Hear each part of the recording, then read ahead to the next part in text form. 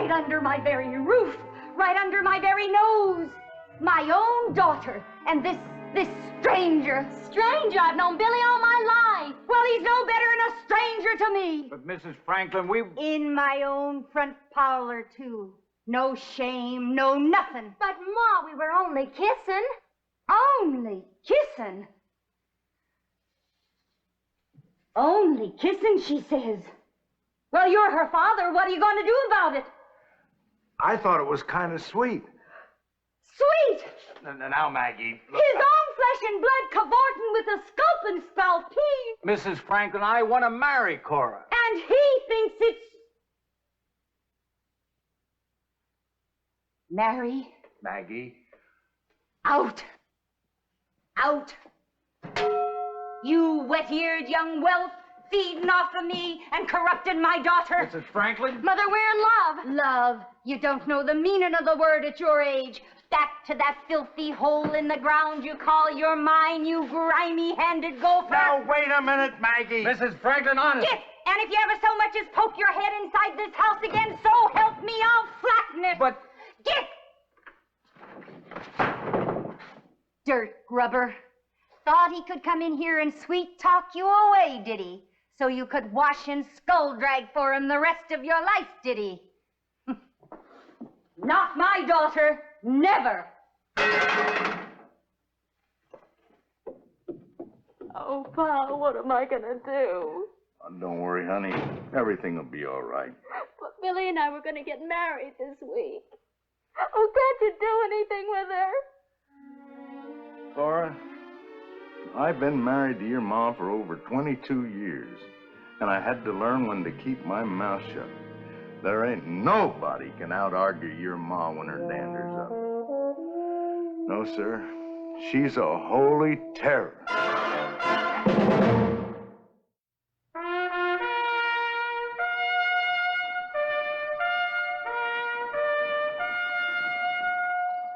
Death Valley Days. Howdy, folks. I'm the old ranger. In the year 1890, in the Black Hills of South Dakota, a rancher named Franklin became a gold miner and put the town of Keystone on the map. But 4 years later, he was broke again. So his wife, Maggie, turned their home into a boarding house. When their daughter wanted to marry another miner, Maggie exploded. It was no wonder. They called her the Holy Terror.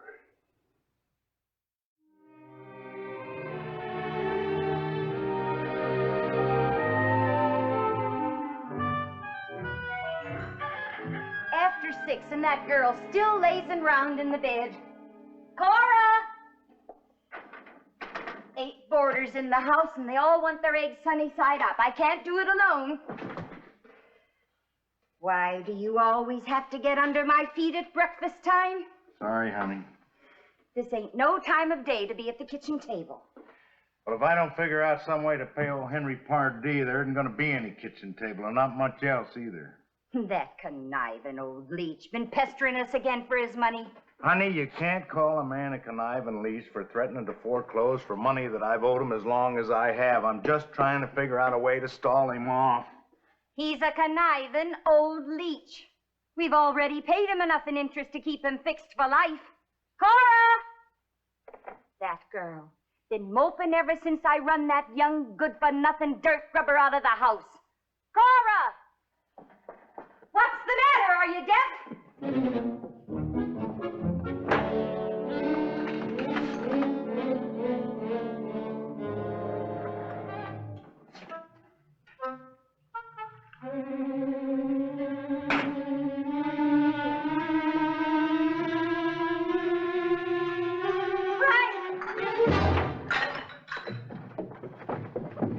She did it, Frank. She did it. Did what? Run off with that good-for-nothing dirt grubber. Sneaked out of her own home like a thief in the night. After all we done for that girl, our own flesh and blood deceiving us. Now, Maggie, don't get yourself all het up. They're young and they're in love, and Billy's a nice boy. He's a dirt grubber. That's what he is. A rainbow-chasing dirt grubber. Like me, Maggie? Is that what you're trying to say? What does Cora know about love? She's just a child. It seems to me that when I married you, you were just her age or maybe a few months younger. That was different. I was a woman at that age. So's Cora. Well, I'll tell you one thing. She'll never set her foot inside of this house again as long as I live. Now, Maggie, you don't mean that. I'll show you what I mean. Now, Maggie, easy with that Bible. What are you going to do? Striking her name from the flyleaf, that's what. Maggie. From this day forward, there is no such person in this family as Cora Franklin. And if you ever dare so much as invite her back, I'll strike your name from the good book, too. Do you understand? Well, morning, Miss Franklin. Morning, Leif. How's the family? You know how the family is. You know darn well what's happened, Leif Weber. No, I didn't mean your daughter. I have no daughter, Mr. Weber.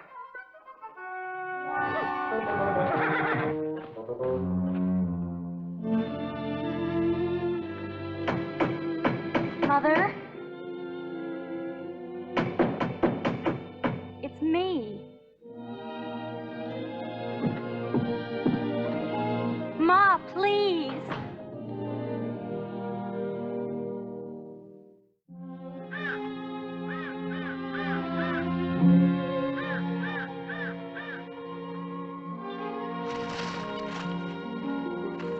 Hello, Pa. Hello, Cora. I'm sorry I had to meet you on the sly like this, but if I was to meet you in the open at your house, why some busybody go running to your ma. How is Ma? Oh, she's fine. She misses you. She wouldn't admit it, but I know she does. Can you stay a little while, Pa? It's been so long since we talked. Sure. Well, no use standing here like a couple of trees. Let's go on up the hill and sit down.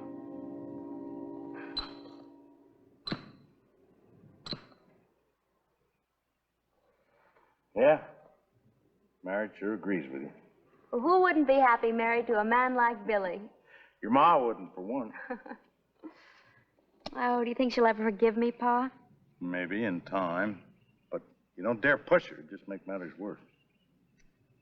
Was she always that way? Always. Always ranting and raging and blowing off steam, but I don't know what to do without her. You love her, that's why. You know, Cora, your ma's a good woman. It's just that things bear down on her more than other folks. Her and her Irish temper. She sure is a holy terror.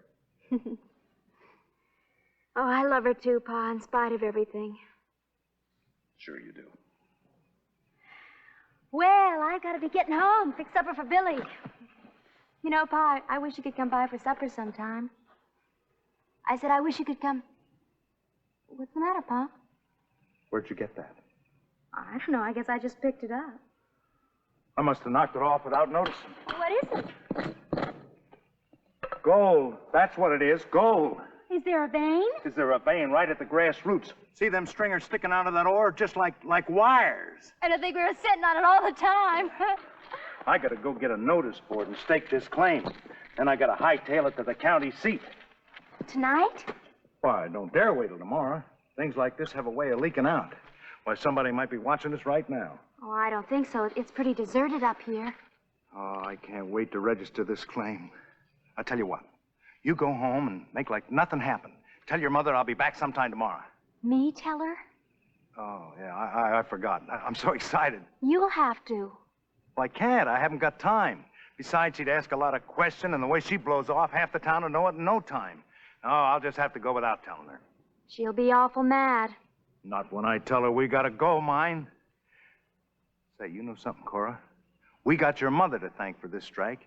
If she hadn't turned against you, made it necessary for us to meet on the sly, why, we'd have never taken this walk this afternoon. That's right. We owe it to her. Yeah, bless her black Irish heart. You know what? I'm gonna name this mine after her.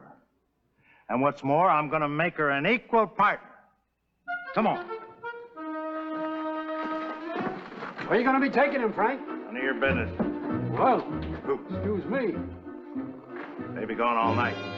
Well, I'd better get a blanket for old Jim. He catches cold if you look at him sideways. I still think you ought to tell Ma you're going. Got no time, Cora. I gotta record this claim. Well, here you go. You'll have to get your own blanket. Goodbye, Cora. Good luck. Come on, Jim.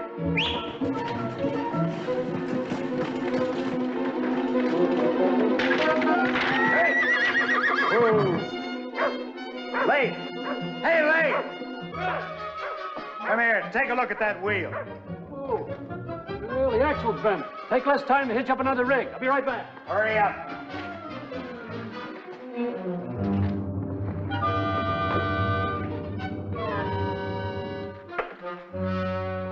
See you, Late.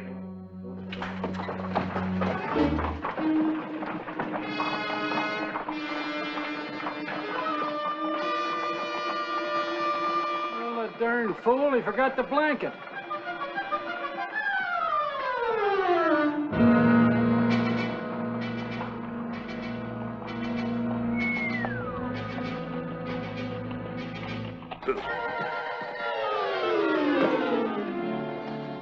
Was that Franklin hurrying out of here in that rig? Yeah. Well, he may be able to avoid me, but he won't avoid a foreclosure. Closure. Say, what you got there? Oh, nothing. What are you hiding it for? Let me see it.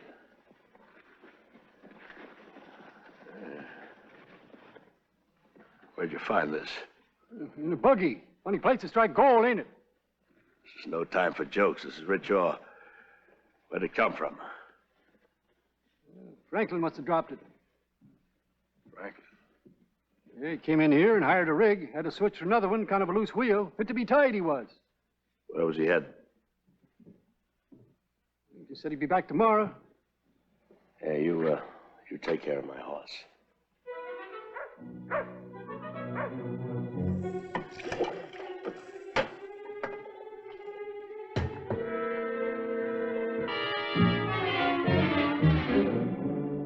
Where on earth can that man be? Well, if he thinks he can spend the whole night in town, he's got another think coming.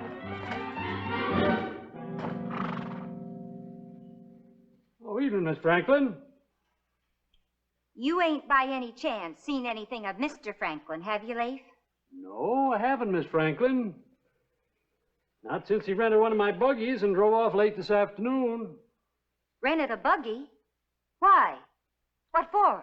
Now, I don't rightly know. He seemed mighty persnickety about talking about it. Now, it was about 5 o'clock when he and Miss Cora came over here. Cora? He was with that girl. Where'd they go? Now you talk up, Leif. Oh, now, don't hog-tie me into this, Miss Franklin. I just can't take the family squabbles. Well, we'll see about this.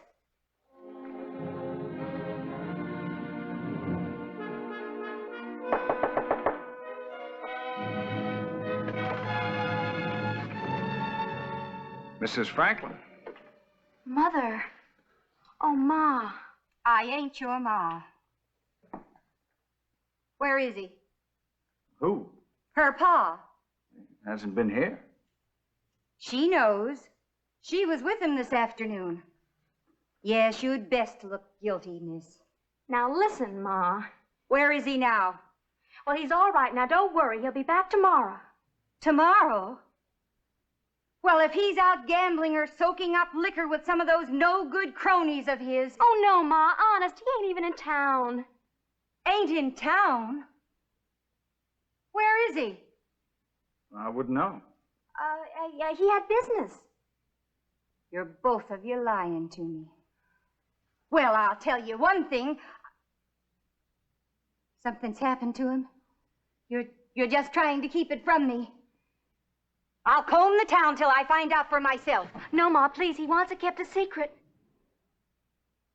A secret? Another woman.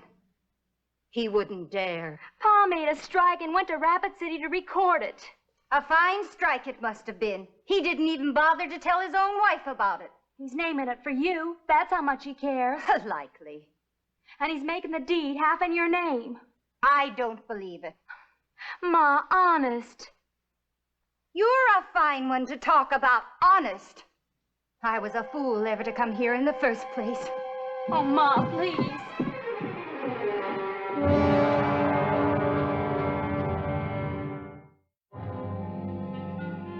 Evening, Mr. Franklin. Mr. Pardee? I'm waiting to see your husband. Well, Frank's out of town. He ain't home. And if you come again about the loan, That's exactly why I'm here. well, you'll have to come back sometime tomorrow. I'm afraid tomorrow's too late. I've given him fair warning. Tonight's the absolute deadline. How do you mean? I've been very generous with your husband, Mrs. Franklin. I've given him extension after extension. I can't go any further. I'm going to have to foreclose. Now, see here, Mr. Pardee. I have been very patient. But it isn't like it's just our home. It's how I make our living. You've got to trust him a little longer. Wouldn't do any good. Where are you suddenly going to get this kind of money? Well, You know I'm right. Oh, no, you're not. Frank's made a strike. Just this afternoon. Sure. Big strike. Real convenient, isn't it? He's gone to record it. He tell you this? Yes. No. Well, I didn't see him myself, but he told someone else. And you believed him? Frank wouldn't lie. Did he tell this other party where he made this rich strike? I didn't say it was a rich strike. I just said he found something. And I do know he's naming it after me, deeding half of the mine in my name. Half of nothing is nothing. Frank's a good man, Mr. Pardee. You gotta trust him a little longer. Well, I'll tell you what I'm going to do. It's against my better judgment, but I just never could resist a woman in distress. You deed over your half of this here so-called mine, and I'll cancel the debt. In toto, the whole thing. Half of the mine? Well, I'm a gambling man, Mrs. Franklin. I don't like to dun people. Besides, I trusted your husband this far. I guess I could trust him a little further. The mineral property located by William B. Franklin, June 27th, 1894, known as the Maggie Franklin. Maybe just the Maggie. Or the Maggie F. Well, just to be on the safe side, I'll put down all three. The Maggie, or the Maggie F, or the Maggie Franklin. Yeah, now if you'll just sign here.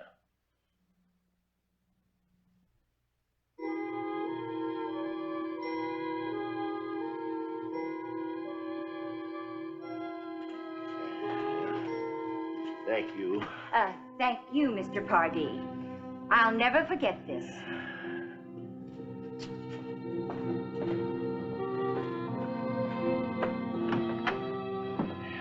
Night, Miss Franklin. Good night. We own it, Frank. Free and clear. Now we don't have to worry.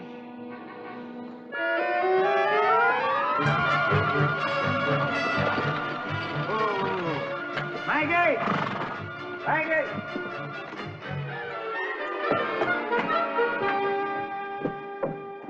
Maggie! Maggie! Why in the world didn't you tell me you were going out of town? Now, don't you lie into me while I explain. I know. You've been to Rapid City. Who told you? Mrs. William Stoney Cora? You made up. did no such thing. Well, you've got to, because now is a time for rejoicing. Listen, I got news for you, you old biddy. Look at this. It's the assay report on a new mine. And we're rich, Maggie. Maybe even millionaires. There's a trip to Europe in every ton. This report makes the ore of the Keystone Mine look like a dime's worth of dog meat, and it's all ours! What's the matter? It ain't all ours. What are you talking about? I called it after you. Put half in your name. I sold my half to Henry Pardee. What? Well, he came in here last night wanting his money, threatening to take our house. So I agreed to trade the mortgage for my half of the mine. You gave away half our fortune for a measly $1,000 loan? Oh, don't look at me like that. Don't tell me how to look. Well, I thought I was doing the right thing. Thought you were doing the right thing. Maggie, you got a big mouth, a great big mouth. You can't talk to me like that. Sit down. Now you see here. I said sit down. And keep quiet. I gotta think.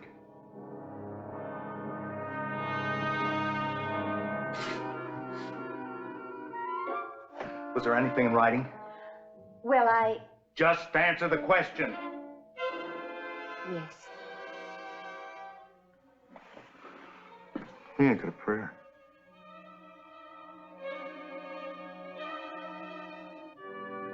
The Lord's punishing me, that's what. It's a judgment on me for treating Cora like I have. But he shouldn't be punishing you, too. Maggie, I should have told you I was going. Oh, Frank, they're living in such a poor little place. Do you think she'll come back, her and Billy? They could have the big front room. Think of this then.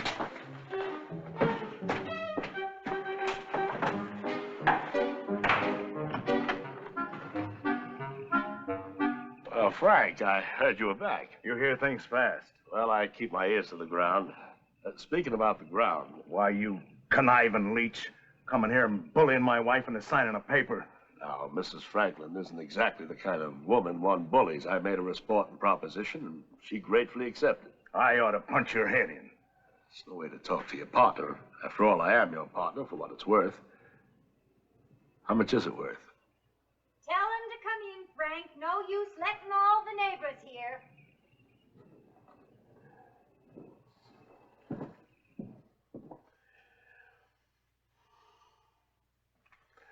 There is no use trying to welch on our transaction, Mrs. Franklin. I've got it all here in writing. Does that paper mention the location of the mine? It isn't necessary as long as it specifies the name, and that is quite clear. Exchange for the property we got. Pardee, that paper isn't worth a thing. Eh? Because there isn't any mine known as the Maggie F, or the Maggie Franklin. You told me he named it after you. I did. But I didn't name it the Maggie, or the Maggie F, or the Maggie Franklin. I named it the Holy Terror. Frank!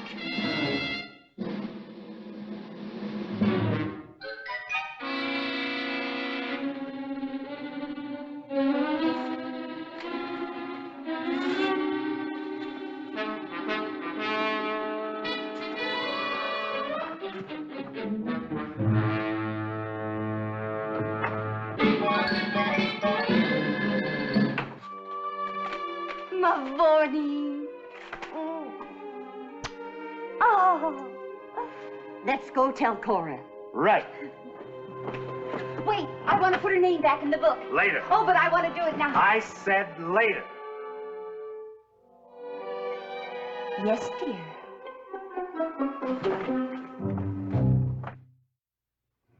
Here is a copy of a mineral entry in the files of the General Land Office in Washington, D.C., who sent it to me. The Holy Terror, located June 28, 1894, by William B. Franklin at 9 o'clock and 45 minutes at the office of the Register of Deeds at Rapid City, South Dakota.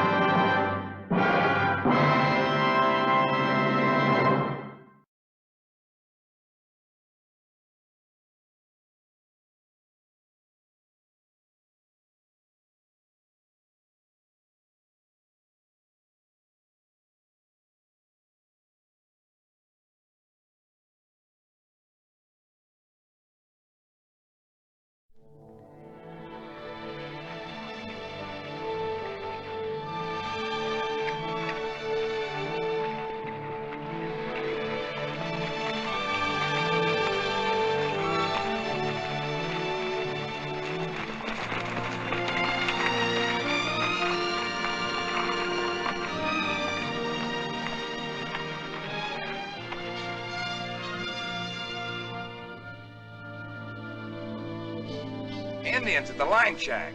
Smitty, you and a couple of the boys go around the back. Shoot to kill. Hold it, Smitty. That's not a war party, Mr. McCarthy. Those Indians are carrying trade goods. Smitty, you gonna listen to me, your big brother. If they're carrying army passes, we've got no right to hurt them. The passes are the Mormons' idea, not mine. I'll kill any Indian I catch trespassing. Wait a minute!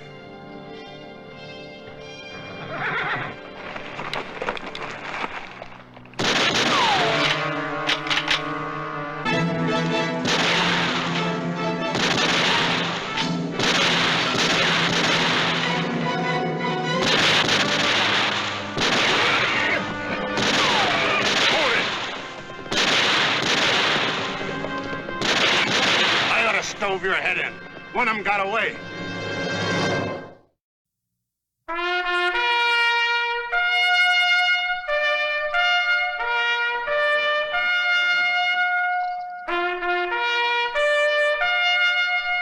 Death Valley Days. Howdy, folks. I'm the old ranger. It says in Matthew 5:9, "Blessed are the peacemakers, for they shall be called the children of God." In 1873, when the Navajo nations were talking war, a Mormon missionary named Jacob Hamlin single-handedly deterred them. His divinely inspired bravery entitled him to be called the Peacemaker.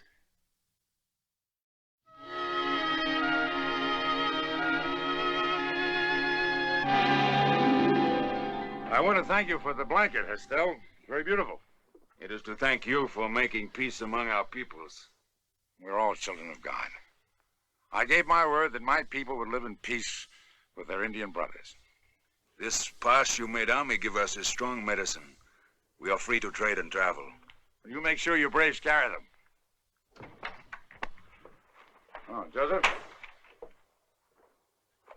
Food for your journey back. Thank you, Joseph. Here. My brother knows that these hands will not lie still if he needs my help. I will send word if I need it. But the pass system is working. I don't think there'll be any more trouble between the Mormons and the Navajos.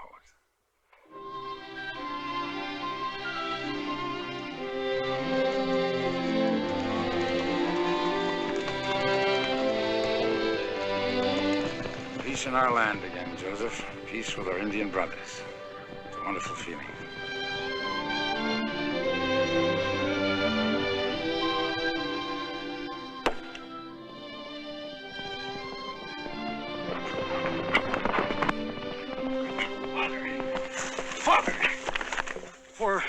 Four Navajos were killed this morning near Springdale. What happened? I don't know. I was in the village. A Paiute Indian rode in with a story. Well, our people all know of the agreement with the Indians. Who killed him? A white man named McCarthy. McCarthy? He's not a Mormon. He has a ranch in Grass Valley. Father, wait. What are you going to do? I must get word to bring him young at once. He's got to know of this.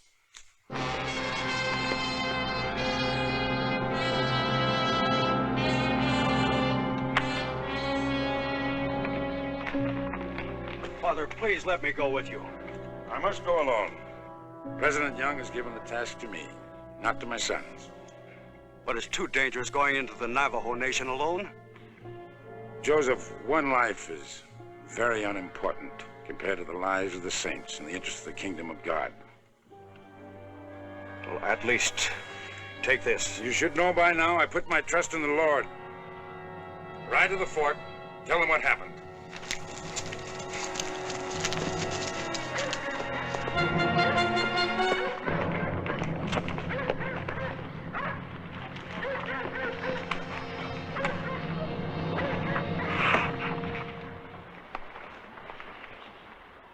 Are you Mr. McCarthy?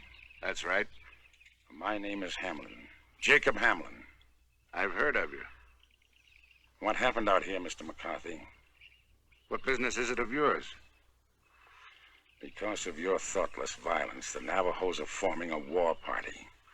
I'm going to try and stop them, but I must know what happened. 4 thieving redskins broke into one of my cabins, stole some firewood. Were they armed? I never ask a rattlesnake if it can bite. They were issued passes to allow them to trade. Mormon passes don't mean nothing to me.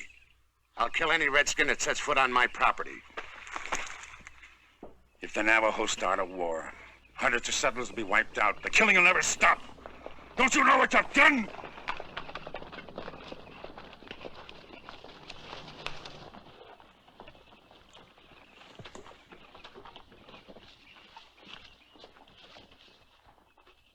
Listen, you Indian lover.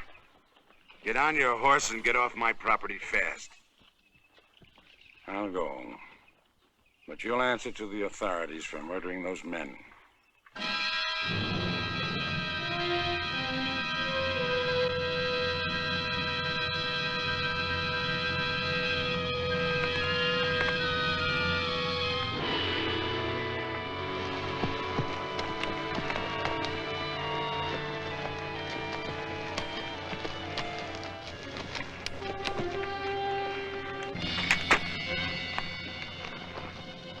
Put him away, boys. He ain't worth it.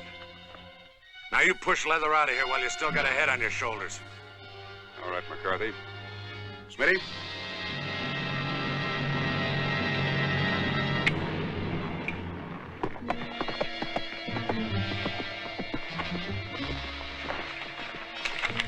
Here, take your pay. Go with him. I had no part in this. I didn't see you back me up like the other boys. I guess blood is thicker than water. Now get out of here.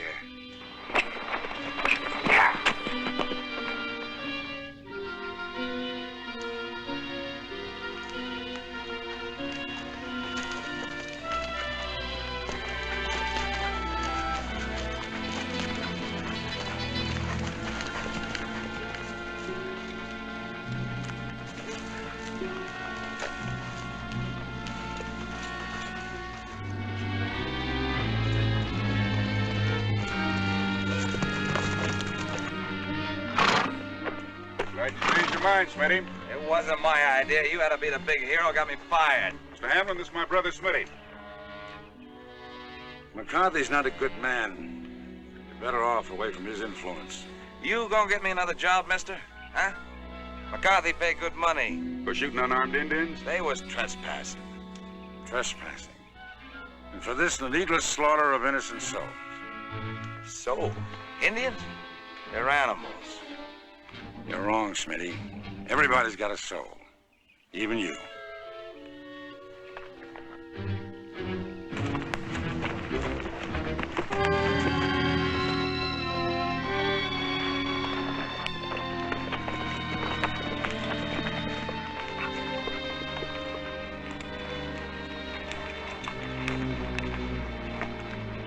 the Lord's help, we may get there before they start their war council. Which way are we going, Caleb? Mr. Hamlin's going into the Navajo village to see if he can stop him from going on the warpath. Oh, yeah? Well, good luck. We're going with him. Are you loco? Those Navajos will tear you apart. They're all riled up. Those Indians probably are itching for blood, Mr. Hamlin. And they have good reason. Well, then why walk right in on them? Because I made a promise. I promised the Navajos they'd be safe as long as they carried the passes.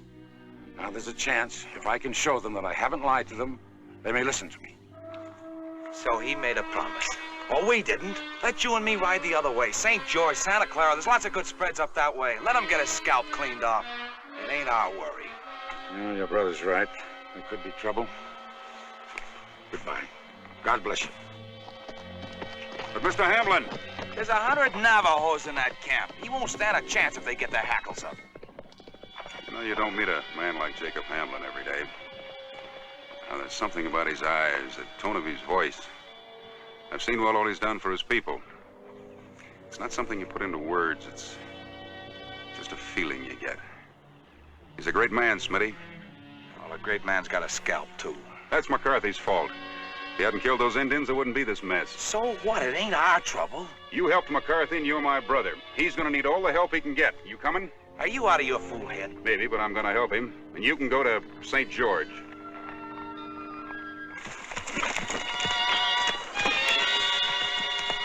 Caleb!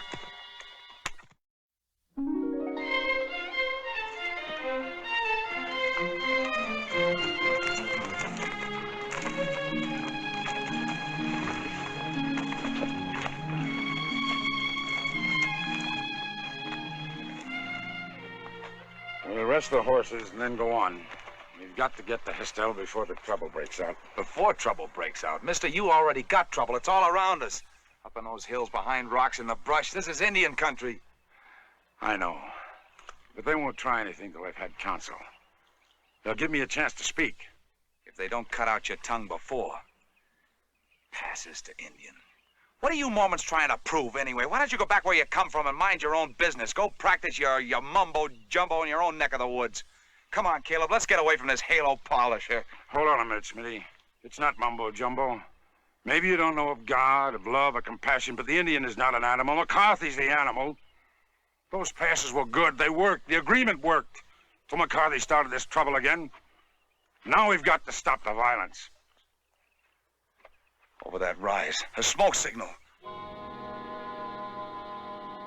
Let's get out of here, Caleb. Caleb, you can still leave. But once we cross that river up ahead in the Navajo country, there'll be no turning back.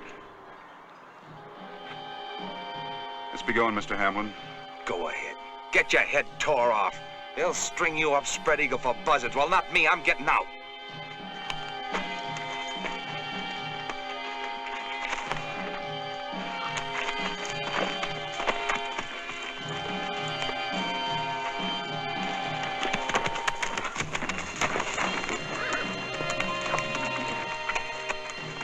Caleb!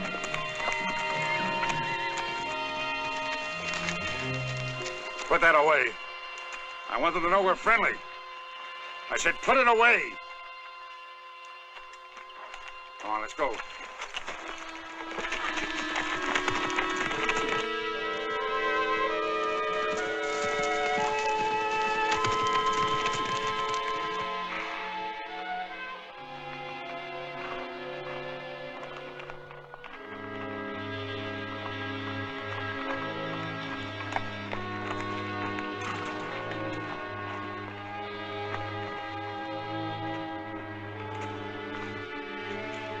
Sure they won't shoot us in the back? I don't think so. They know me, friend of Estelle. They're all around us, all right. We'll take the east trail going up the stream. It'll bring us a few hours closer to Estelle's camp. Is that where they're going to have the powwow? I don't know, but wherever it is, I want Estelle with me. He's a fair man. The older chief, Barbanita. He's easily swayed by the younger bucks.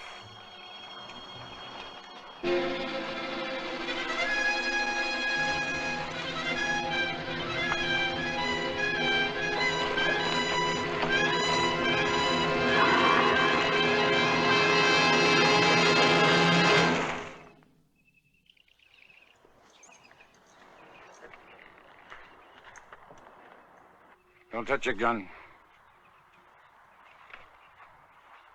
We come take you to Consul. We go to Hestelle's lodge. No, Consul at Barbanita.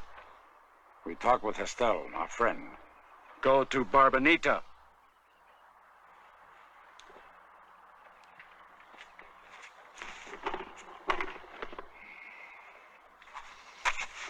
Brave no take gun. Brave want gun, brave ask.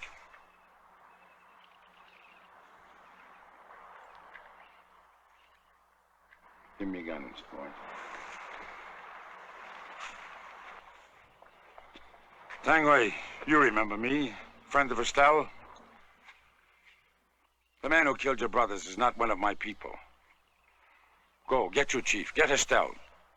Tell him to come to powwow. Tangway, you say nothing. But I know you understand. Go. You can help all of us. We go to Barbanita.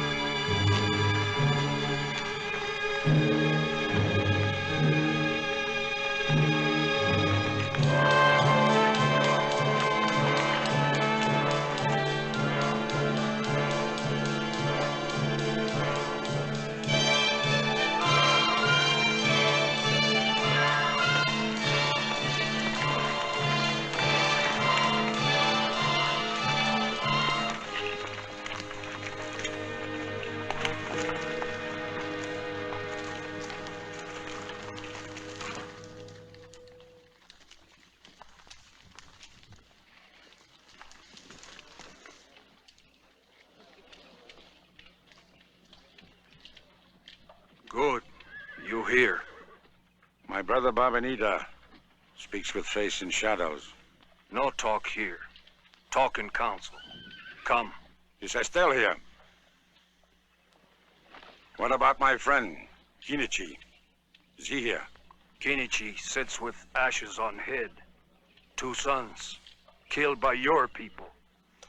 My people did not kill them. Talk council, not here. No. Council with Estelle. Council begin now.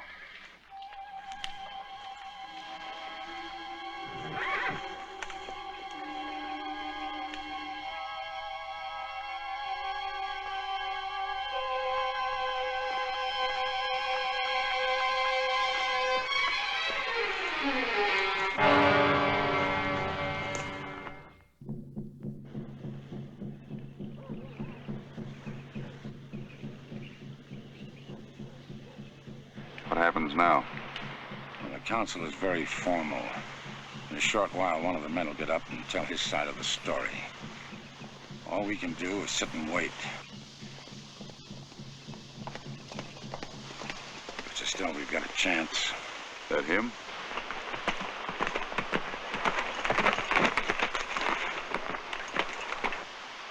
No, but I know this one, too.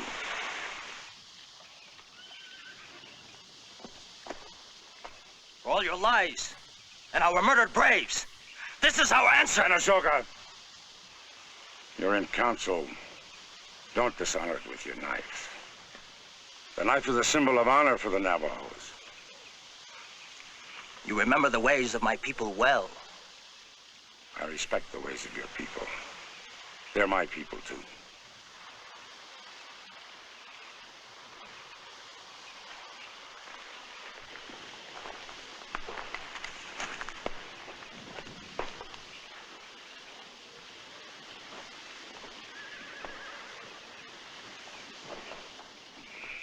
I thought you were a goner. We'll all be goners if we don't make a break for it. You fool. You've got to stay here and reason with them. Will you stay and reason with them?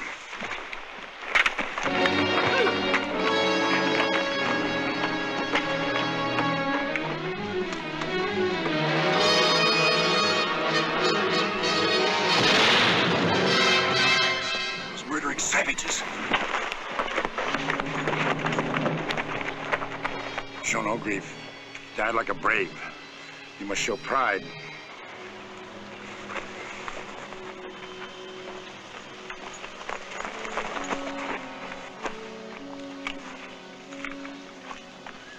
How much longer must we wait to show our people that we are men? Council begin now. It's not good. We're starting without Estelle. My brothers, this council meet for most solemn matter. We all know how 3 young braves killed, murdered by white man in most cowardly way. True, Jacob Hamblin was friend to Navajos. What of our braves who lie dead? Where was the friend of the Navajo then? If my brothers think he has lied, and the white man cannot keep his word, then blood will be met with blood. Barbenita doesn't commit himself. Estelle would speak plainer. Estelle. Why doesn't he get here? Barbenita's too old. He won't disagree with his braves. War will come if we kill these white men. And it would be a mistake to send warriors against the settlers. Warriors? You call yourself warriors? We won't even fight against the white man, even though they kill our braves. You are our leaders. Then lead us. Or does age poison the heart of the mountain lion and change it to the heart of a chicken? Hamlin lies, as all white men lie. We must take his life, and we take back our treaty. There will be no war. If Hamblin did lie, he will pay for it. Jacob Hamblin, you speak now.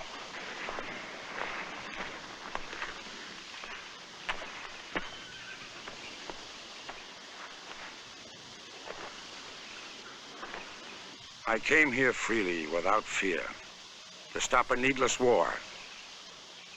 I have known your people for many years. I have worked many moons with Estelle, Barbanita, Kenichi, to bring about peace. You must not blame my people, the Mormons, for the killing of your 3 braves. The man who did it was not a Mormon, and he will be punished. I have never lied to you, and I'm not lying now. I am a man of peace who wants to do the work of the Great Spirit. Peace? You come with guns. I come as a friend. I am here to bring peace or to die. This man has no part in this. Hamlin admits he is ready to die to avenge the death of our braves. We will spare his friend, but he must watch him die.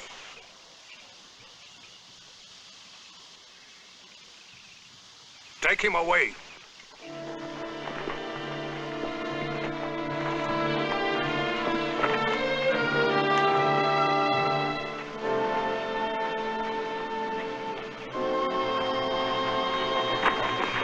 Now we see how brave you die.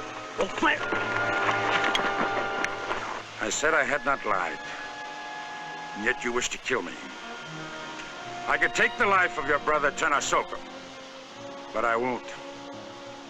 This knife, which is your strength, shall not draw Navajo blood.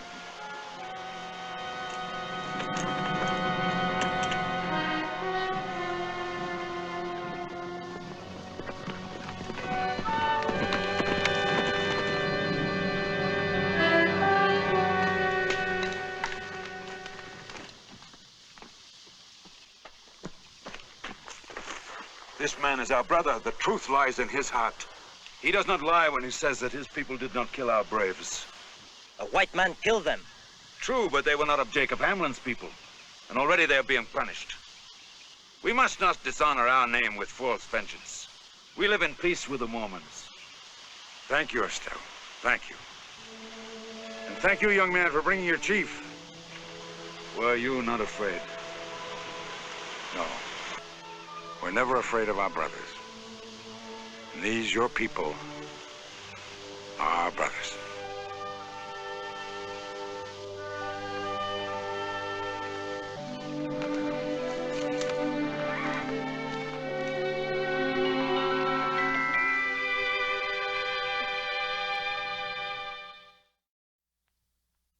In 1946, Governor Moore of Utah dedicated this monument to the memory of an honest and God-loving pioneer, to the peacemaker, Jacob Hamlin. Many of his descendants came to the dedication, among them Fay Hamlin, the grandson of Jacob. Thank you, old Ranger, for telling the story of my grandfather. We're very proud of him.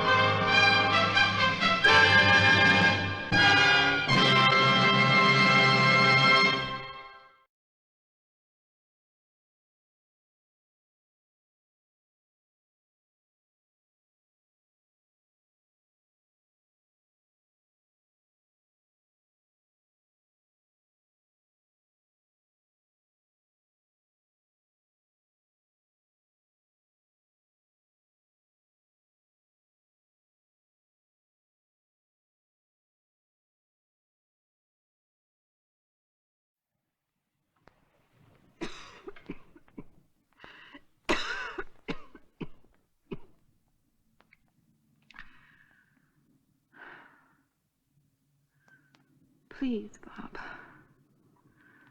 Forget this job. It's too dangerous. Oh, Jeannie, look here.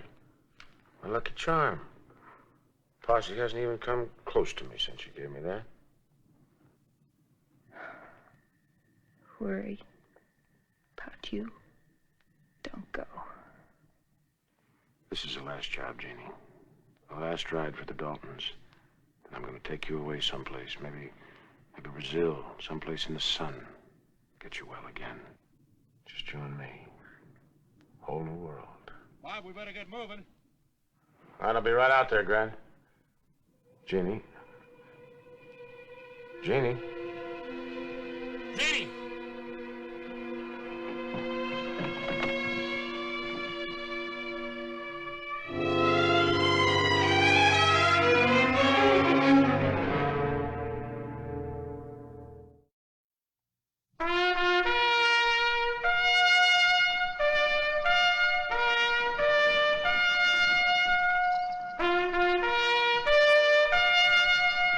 Death Valley Days.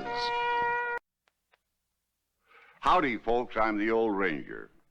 In a short 18 months, the famous Dalton brothers had stolen much of the thunder from such men as the James boys and the Youngers. Now, October 4th, 1892, the West was about to witness one of the most violent gun battles when the Daltons rode into Coffeyville, Kansas, and gambled on 3 minutes to eternity.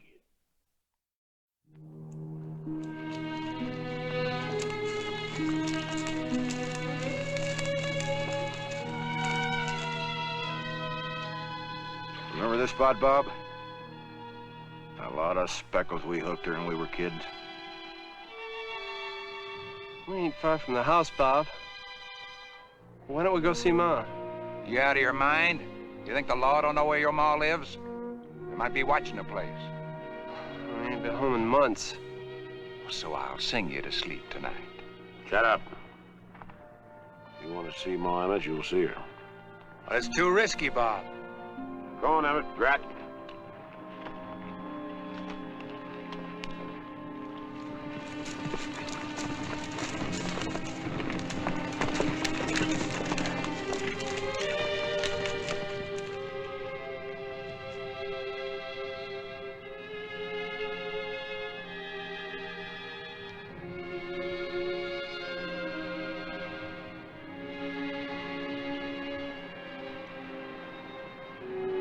It's Thursday. I bet Ma made ham hocks and lima beans. She always used to do that on Thursdays. Yeah.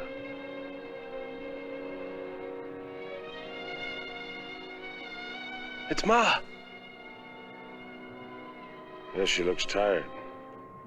Well, come on, let's go down. No, wait. Get back on your horse. Real easy. But, Bob, you said we could... We're gonna get out of here before she sees us. Now get. Go on.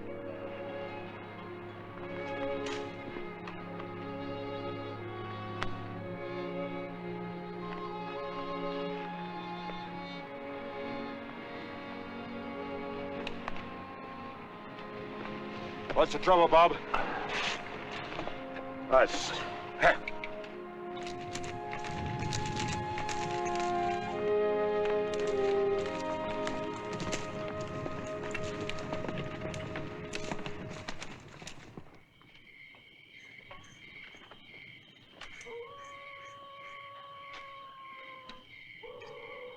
How much you figure we'll get tomorrow, Doolin? Well, County Bank ought to be good for about 40,000. And the First National Bank would be, I'd say 50 or 60. 100,000. That sure is a nice hunk of candy money. Candy? Women. Broadwell calls them candy. It's all he thinks about, it's all he talks about. Me, I want my own setup. My own boy. I'm not stopping after this one. I got plans. Maybe you boys like to throw in with me after Coffeyville. Could be. Bob says it's the last one for him. That right, Grat? Your brother starting to run scared? Why don't you ask Bob that? To his face.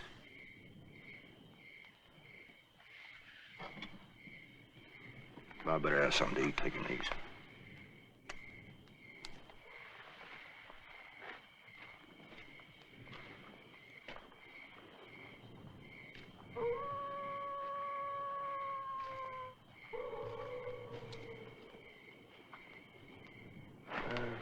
Gret says you ought to eat. All right. I don't know why we couldn't have gone and seen Ma today. We're right there. Well, I was going to, Emmett, but I saw her down there, tired, old. We made it that way, Gret and me. Now you.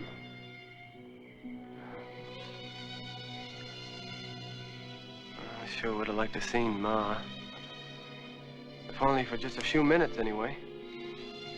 A few minutes can do a lot of damage, Emmett. Oh, you stirring it all up again, just worry her.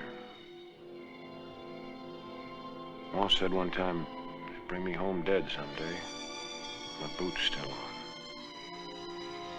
Never forgot that. Emmett, if they ever get me, don't you let them take me home like that. I won't, Bob, I promise. I don't know why I ever let Grat talk me into taking you in with us. At least I could have left something for Ma. Yeah, Ma used to be so proud of you and Grat when you were deputies. She used to shine your badges when you weren't looking. I kind of figured on having myself a badge someday.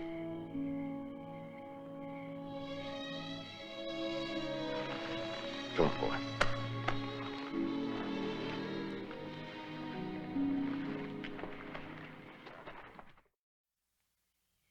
The Condon Bank is exactly 50 paces from the First National Bank here. We've been all through this before. And we're going to go through it all again. That's all right with you. We'll leave at dawn, cover the 15 miles into Coffeyville at a slow pace, like farmers going to market. No fast riding, just like farmers. So we don't attract attention. That is correct. That's why we brought these old clothes. Should get into town about 9:30, just in time for the bank to open. First important thing is the hitching post, here in front of the Condon. I've got to tie up the horses here. Everything depends on getting away fast. That hitching post is the answer. This is the marshal's office here. Marshal Charlie Connolly. Connolly? The school teacher? He used to keep me late after school all the time. He's a good marshal, a tough one. Most of the people in Coffeyville know us. You two be sure you keep those false beards on. This job discovered, the whole town will mobilize. Most important thing of all, don't let them hole up here, Isham's hardware store. That's your job, doing. You'll be out in the front here. Don't let anybody get in that store. Command shots at both banks. We'd be in real trouble if they took up a position in there. Don't you worry. I can keep them out of that hardware store. Look, Doolin, Coffeyville's our hometown. We know most of those people there. They're good people. So don't you get gun happy. Those bank tellers try to give us silver, don't take it. Only way us down. We've got to get out of that town fast. In and out. 5 minutes. After that, the town will be alive with guns. We know those people. They got guts. A lot of guts. Grat, you and Emmett and Broadwell go out of town heading north. Doolin, Powers, and I'll go southwest, split up their posse. Meet at the old hideout exactly 2 weeks from tonight. 2 banks at one time. That's some fancy setup. Daltons are going out in style. James' boys and the youngers are going to look like melon pickers after this one. Now, we'll just remember the 3 most important things. That hitching post, Isham's store, and timing. 5 minutes and out. Anybody gets hitched, you leave them. That includes me.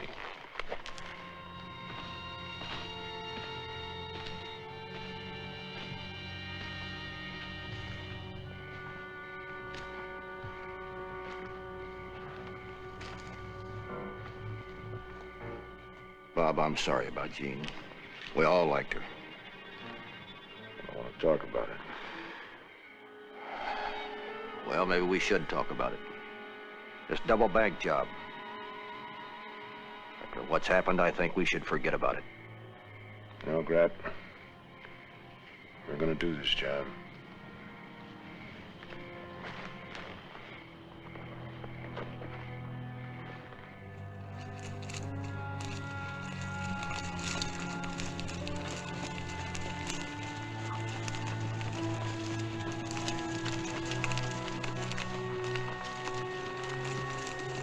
What time is it?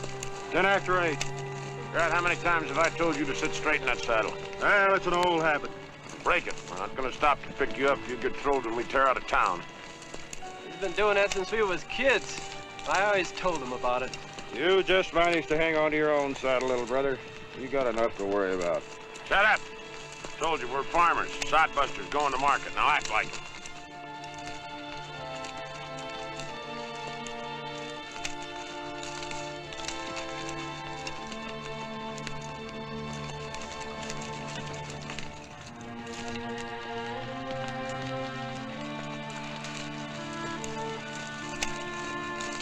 You're leaning again, Grat. All right, all right. How many times have I took...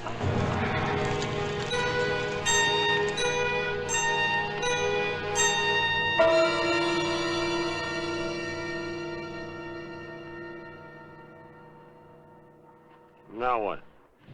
Caught a gopher hole. Looks like he bowed a tendon. Fine. That's just fine. Well, maybe he'll work it out by the time we get to Coffeyville. Well, everything depends on us getting out of that town fast. We can't take any chance on anything that'll slow us down. Well, what can I do about it? Nothing. You're out. Maybe we better call it off, Bob. With Doolin out, that'll leave the street wide open. And if they ever get into Isham's store... I'll have to take that chance. We'll see you, Doolin. All right, let's go. Oh.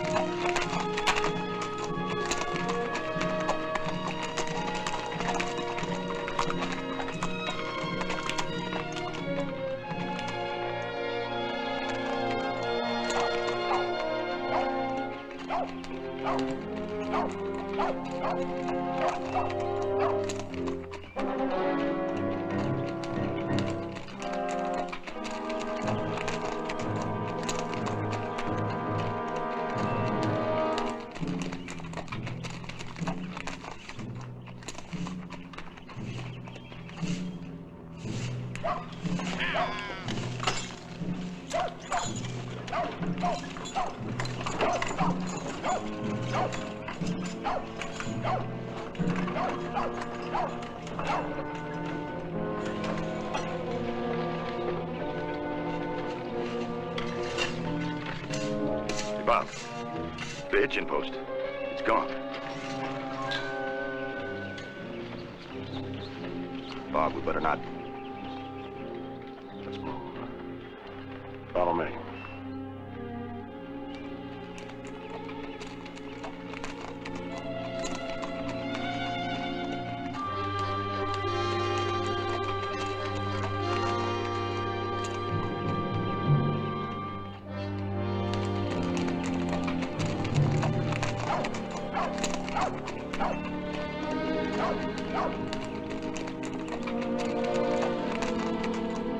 I wonder if that old grouch McKenna's still around. Always run us off for planning his hayloft.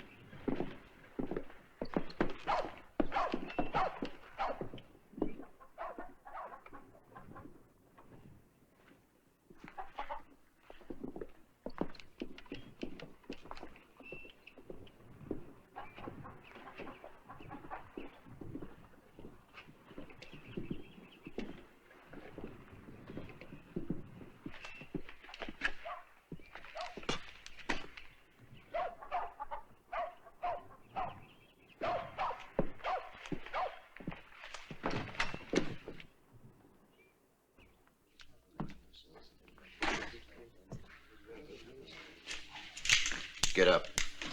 Quick! Let's get to it, Chuck. Over there, Mr. Anderson. Move! Grant Dalton.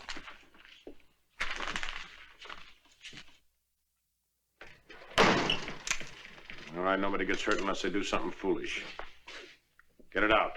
The big stuff. You heard my brother. Get.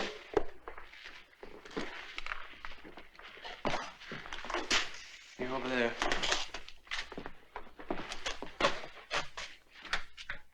Get it open. Hurry. I said get it open. I can't. It's got a time lock. What? It won't open till 9:45.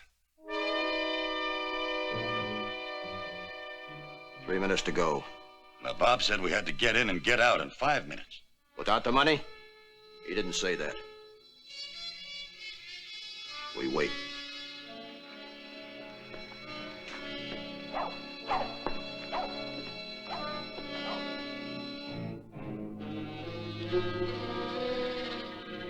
It's him. The bank's been robbed! The bank's been robbed! Mr. Dalton! The bank's been robbed! All right, hurry up with it. Which bank? Both of them! Get your rifles, find cover. Try to make it to Isham's. Get those women off the street!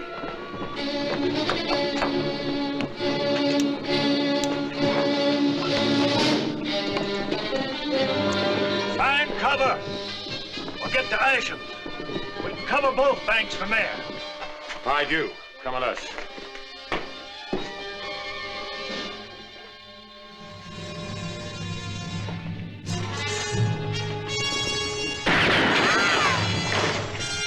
We're pulled up down at Asham's.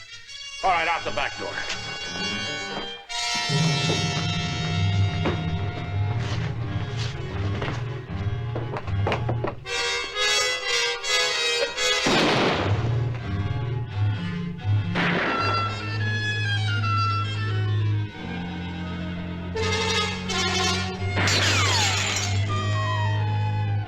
Let's get out of here, Grat.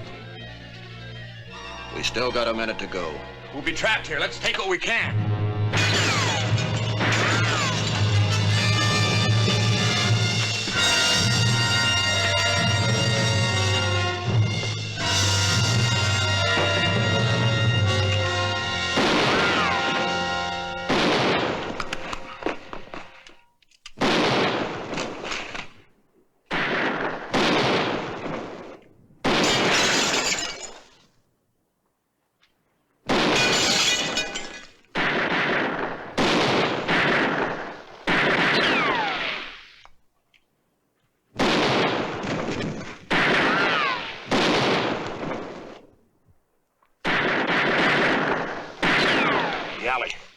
We gotta get to those horses. We're gonna have to make a run for it. You go across and I'll cover you, and when you get over there, you cover for me. Go!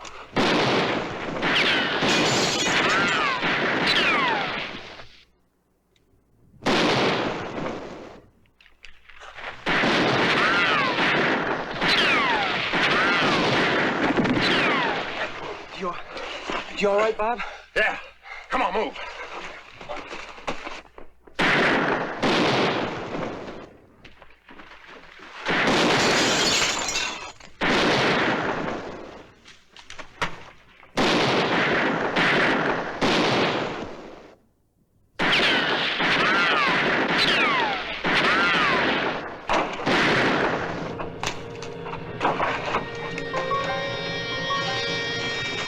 All right, get down.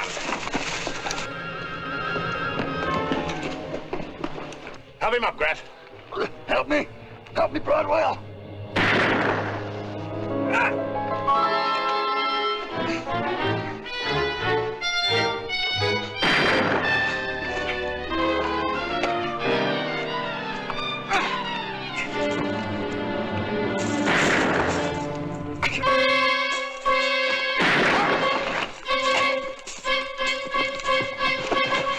Go on, leave me be, Emmett.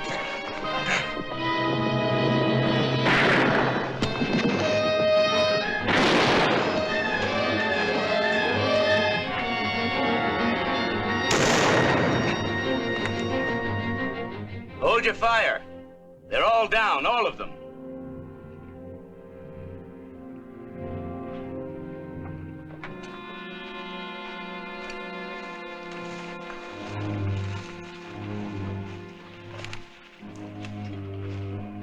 That's Bob Dalton over there. He's dead. There's Grat over there. He's dead, too. Emmett here.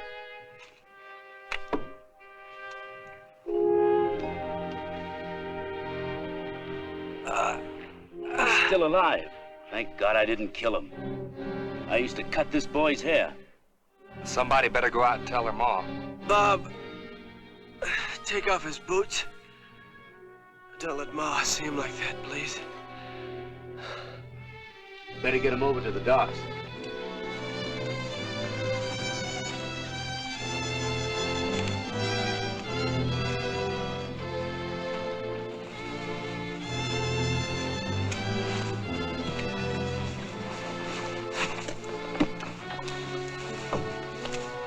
They might have made it if they hadn't waited those 3 minutes for that bank vault time lock to open. That vault doesn't have a time lock. It won't be installed the next week. Mac, how'd you recognize them? They were all wearing false beards. The first thing I noticed was the horses. I figured them animals was too fine a horse place for farmers to be riding. Then I noticed the way one of the boys rode in the saddle. Kind of set off to one side. Nobody I ever knowed rode like that but Grat Dalton. I remember telling him one time he's going to get himself hurt riding like that.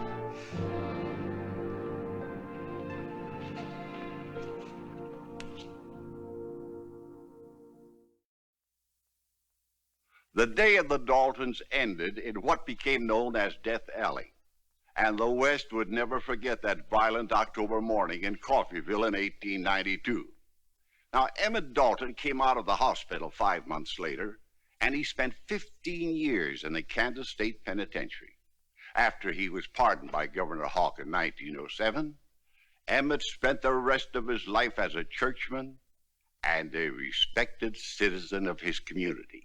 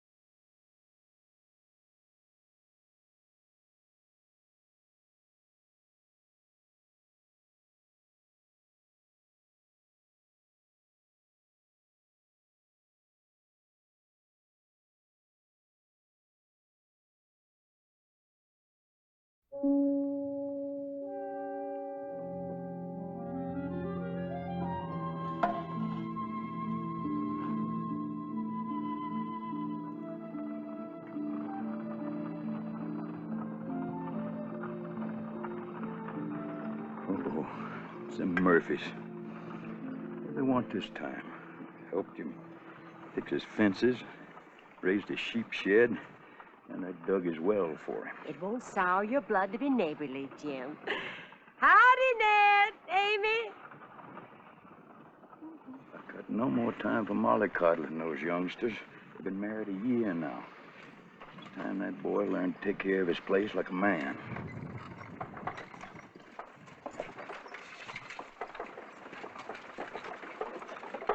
Hello, Esther. Hello, Amy. Howdy, ma'am. Jim? Oh, we're mighty Hello, happy Miss to see Amy. you. Step right down. Jim, I gotta talk to you. Alone. Amy, could you go inside with Mrs. Davidson? Come along, Amy. The coffee's hot and lie strong. It'll curl that pretty hair of yours. I don't know what all the big mystery's about. Jim, 2 nights ago, 6 of my sheep were slaughtered. Something awful. 9 last night. The hide torn clean off their bones, then trampled flat like a herd of buffalo ran over them. I knew you wouldn't believe me unless you saw for yourself. one of my sheep. During the night last night, Amy heard this screaming cry. She woke me. I heard it too. I'll vow, Jim, it was like nothing I ever heard before. Like something from hell. I never saw anything like this. Amy gets so scared, I told her it was just a mountain cat. Even a mountain cat couldn't do that. Whatever it is, Jim, it's roaming around up there in them hills. And unless we get it, it's going to tear us up and trample us down like it did them sheep. I'm telling you, Jim. I'll get my rifle. Tell the women to stay in the house and lock up till they get back.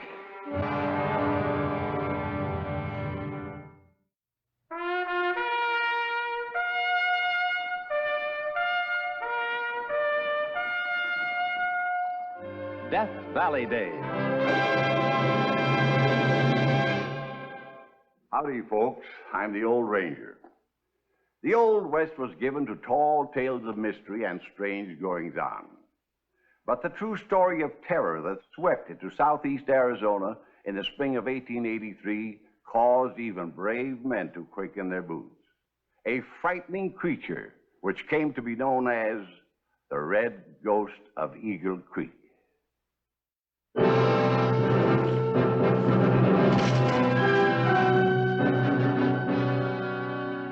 think after a year I'd get over being such a scared ninny all the time. And you was such a good young man to look after you. That's just it. Sometimes I feel Ned is just as scared as me. He ain't toughened up like the men out here. We don't belong out here, neither one of us. Oh. Give yourself time and a little faith. All day long while he's out working the ranch. I worry about him. Like now, even though I know he's with Mr. Davidson, I'm all fret up. Amy, did you ever happen to think that maybe you need something else around the house to worry about? That's what Ned keeps saying. But this is no place to bring up a child. Ned got enough to do looking after himself, much less me and a child. He ain't a strong man, Esther. Oh, Amy, Jim and me were just about like you two when we first came out here. And I guess I was as scared as you are. Until one day I saw him kill an Indian with his bare hands right out in front of that door. And then I wasn't scared anymore. No. I've seen many a man grow big in courage when the thing he loved was in danger. Maybe so. But you never heard that thing cry out in the night like I did. I know they've gone to look for it. And I've made up my mind. If they come back, I'm going to make Ned go back east to live. Where are you going? To the spring. The men said not to go out, no matter what. Well, if I don't water down that fire, we'll be eating burned meat instead of smoked. Esther? Esther, don't go out there alone. Oh, I've been doing it for a mighty long time. And anyway, that thing that you heard won't be out in the daylight. Will you busy yourself basting the meat with that sauce over there? I'll be back in a minute.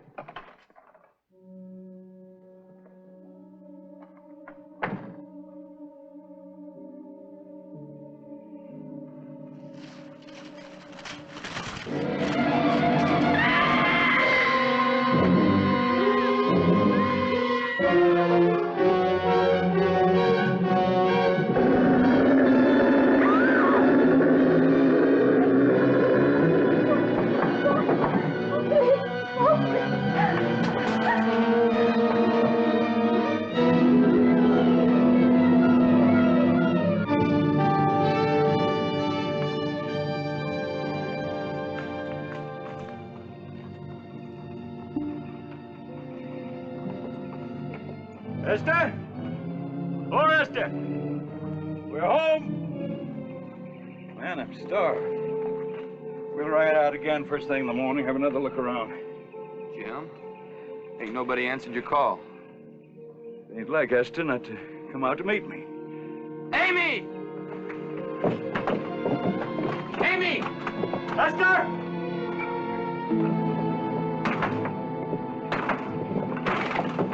Esther! Esther, where are you? They're not here, neither of them. Amy! Amy! What happened? What is it? Amy, where's Esther? Can you hear me? Where's my wife, girl? Tell me. Spring. Spring. Amy, don't move. Stay here.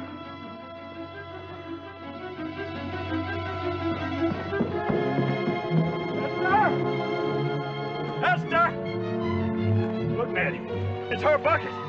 Esther! Jim, look at those tracks in the mud. They're bigger than horses' hooves. 3 times bigger than any animals I ever saw. Esther! That thing me and Amy heard screaming in the hills. These bushes are torn out by the roots, these broken limbs. The tracks lead off this way. Esther! Esther! Jim! No, don't look! Jim!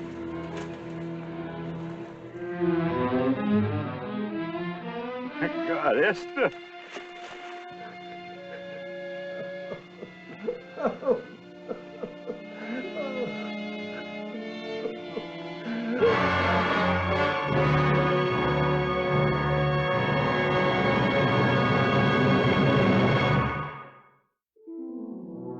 So this dignified old lady climbs right up, straddles that mule, and rides away.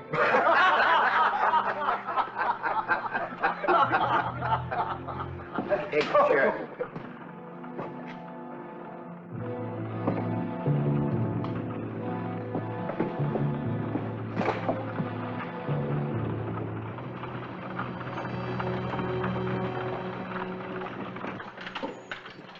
Something wrong, Nick? Jim Davidson's wife, she's been murdered.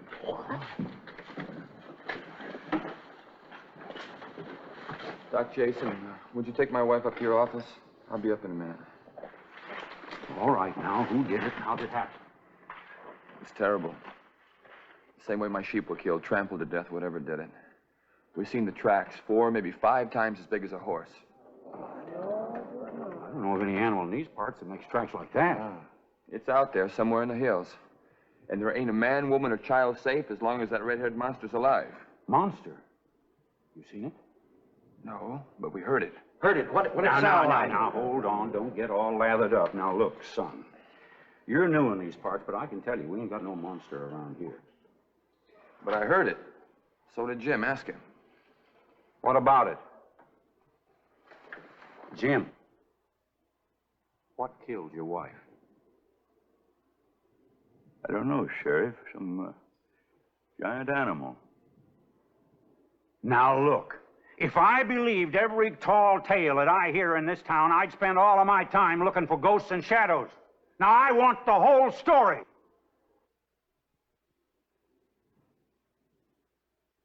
Where were you when it happened? I told you it killed my sheep. We were out hunting it. We? Me and Jim. Uh-huh. You two together all day? Sure, except for, yeah, all day. Sure, except for, what? Well, we split up once, but for not more than an hour. Where was this? Round Eagle's Nest Canyon. That canyon ain't more than half a mile from your place, is it, Jim? That's right. That's right. Didn't go back home, did you? Wait a minute. What are you trying to say? You want me to blame it on your red-haired monster? Something that nobody's ever seen? We found this near her body. Mm-hmm. What'd you do with the body? Buried her. Near the house. Jim, you don't expect me to believe this story, do you? Sheriff, my wife's gone. It don't make no difference to me what you believe. I'm a lawman, Jim. I can't accept stories about red monsters. Your wife is dead. I've got to investigate every possibility. Nobody has seen this thing that you say killed her. I can't just accept that and let it go. Amy, my wife, she was with Miss Davidson when it happened. Maybe she saw the thing. But she can't talk. She's plumb scared out of her senses. We'll go talk to her. It won't do no good. She ain't said a word since it happened. Come on, Jim. You too.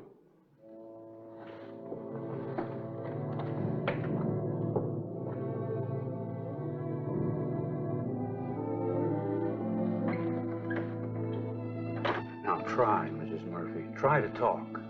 Who killed Mrs. Davidson? Mrs. Murphy, your husband says that Mrs. Davidson went to the spring. Now tell me what happened at the spring. No. It's all right. It's me. kill that thing, it's the last thing I do. Jim, I want you to stay around town till I make some sense out of this ghost story. The thing is up in them hills, and I mean to get it.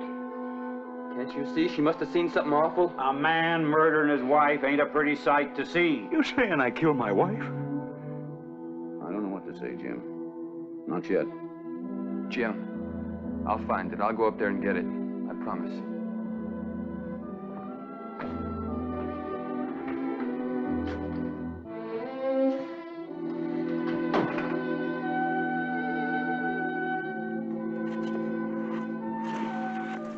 Feed the horses? That's why I walked all the way back to the camp, ain't it?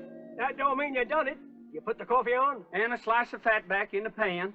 One slice? What about me? You want a slice of fat back in the pan? Then go do it yourself. Well, I declare, you never do it. It's in the camp! In the camp! Somebody's in the camp!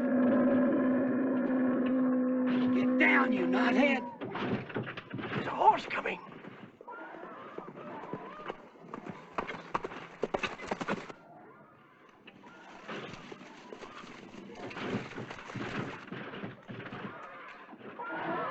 Where is it? Over there in our camp.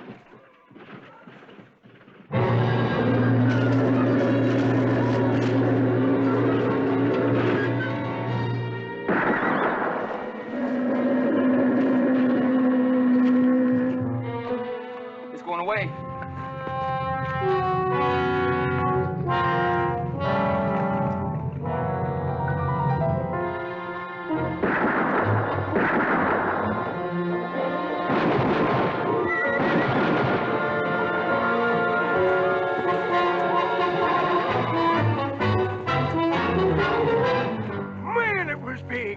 Big and red. 20 feet tall, maybe more. Moved like a streak. I couldn't get a good look at it. The tracks are the same as the others. What others? Whatever it is that killed a woman yesterday. I'm getting out of here. I'm getting out now. You go back into town and tell the sheriff everything that happened out here. Maybe he'll believe it now. I'll warn all the ranchers on the way.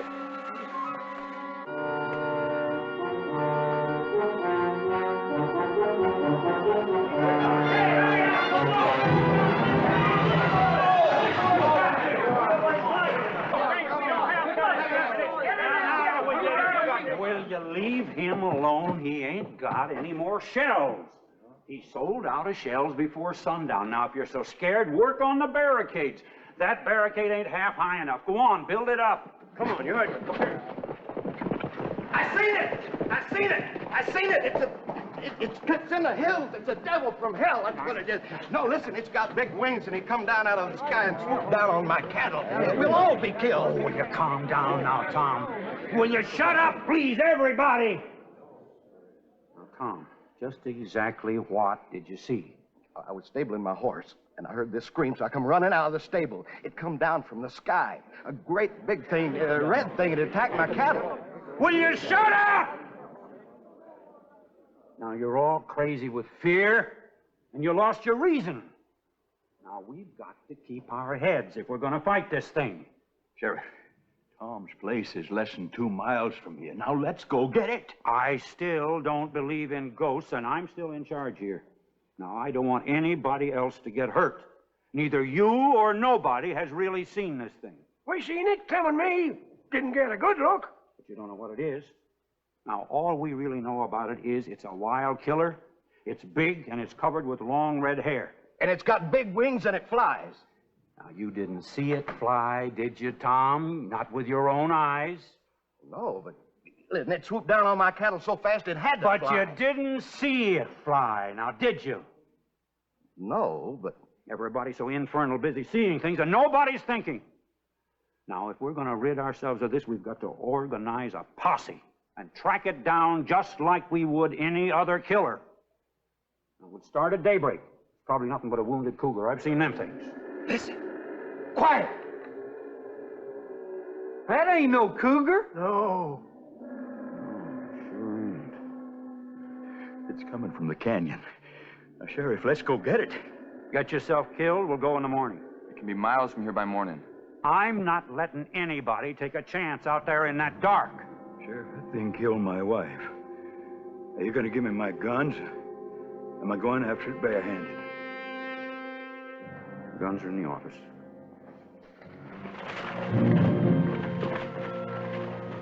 Be ready to ride at daybreak.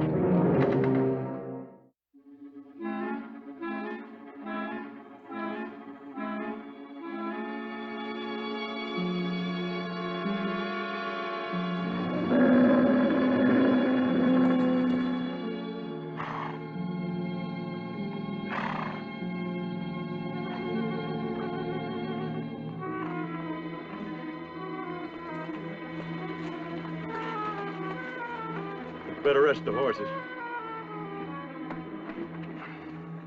Ain't heard it for an hour or so.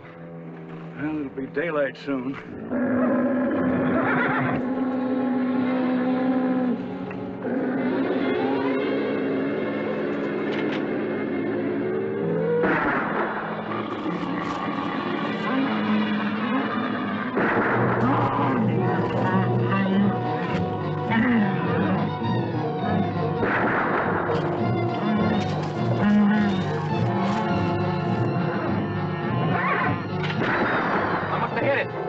You didn't drop it, though. There was something riding on his back. Something white fell off in those bushes over there.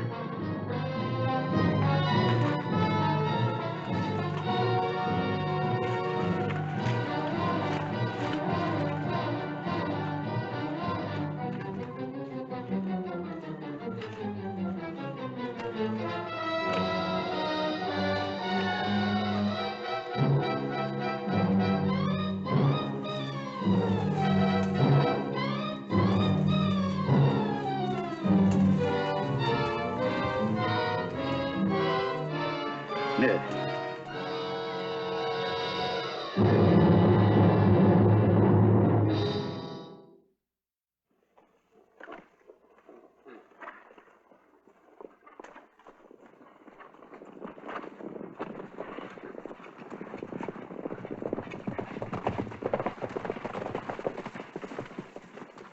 We spotted you right this side of 5 Maples. Did you see anything? The ghost paid us a visit last night, took off towards Box Canyon. There's something else.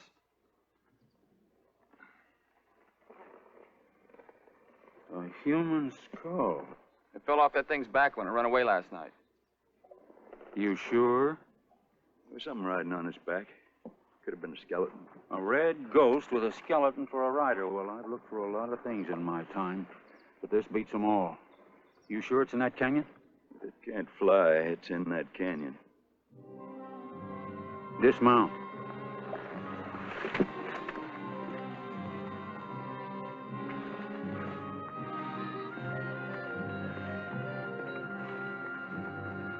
Now, I want you to spread out across the mouth of this canyon in a straight line. Stay close enough to see each other. Keep your eyes open and your finger on the trigger. Move easy now.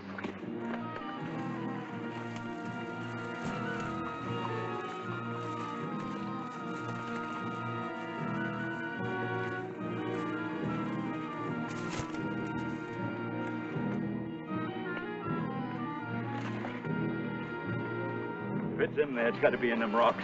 Growth is mighty thick. But if it got through, we can.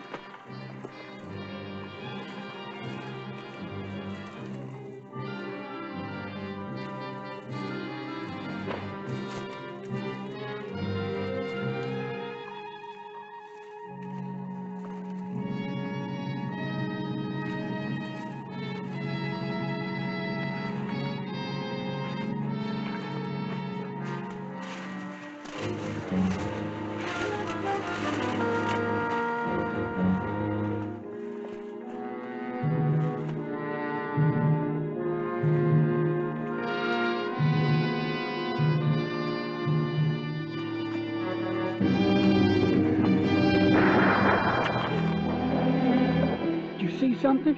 No, I thought you did. A triple gun went off.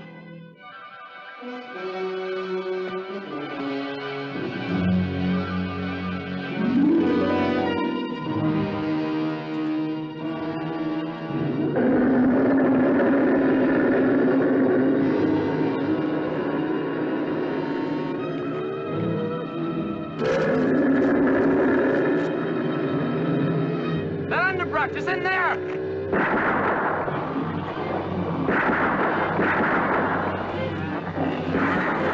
Hold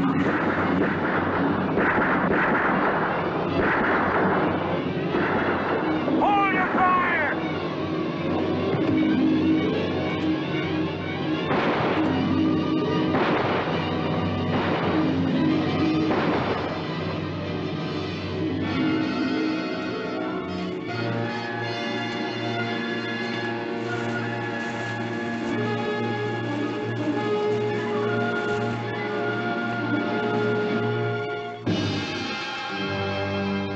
What is it?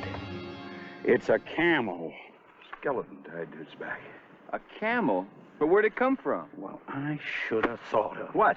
Before the war, a long time ago, the Army had a lot of camels out here. In Arizona? Yeah, the government bought a whole herd of them in the Far East and brought them out here to help explore the desert. Didn't work out because the war broke out. The soldiers all had to go away to fight. There's nobody to take care of them. They turned them all loose. Been a long time since one of them was seen around here. A long time. Camel. I didn't know they were wild killers. They tell me that a camel, if it's hungry or if it's hurt, is one of the meanest animals alive, meaning a tiger. Them big teeth, sharp as knives. Legs, powerful and fast. The Red Ghost.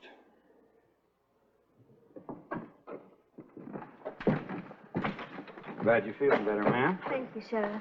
That's quite a young man, that husband of yours. Mr. Davidson here's been telling me what all he did. Guess he ain't got much to be scared of, as long as I got him around. Jim, I'm really sorry that I forget it, Sheriff. How long you figure that camel been roaming around these hills? Boy, there's no telling. The poor critter probably went loco trying to get loose from that skeleton. That'd drive anything mad. Yeah, how about that skeleton, Sheriff? How do you figure that? You know, that could have been some kind of a crazy revenge.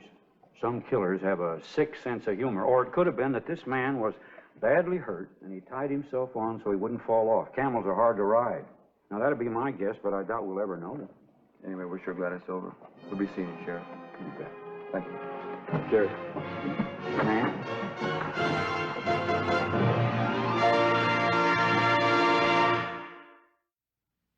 The true story of the Red Ghost lived in the minds of the old Westerners for many years. But the identity of its mysterious rider, or why he was tied to the camel's back, was never learned. But to this day, there are still reports of camels being sighted in the desolate expanses of the Mojave and Arizona deserts. Perhaps there are red ghosts still roaming the hills.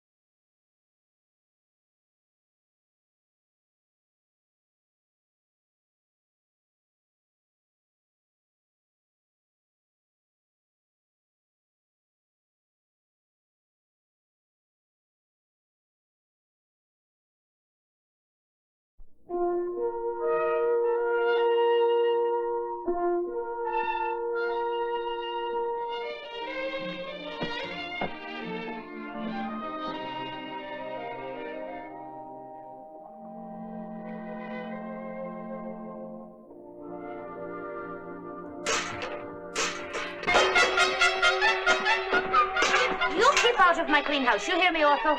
That sign there says clean and honorable, and you ain't the one or the other.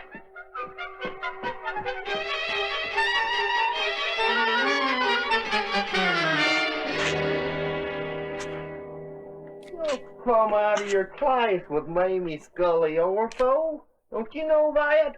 Well, I ain't noticed her putting on no vanilla extract for you.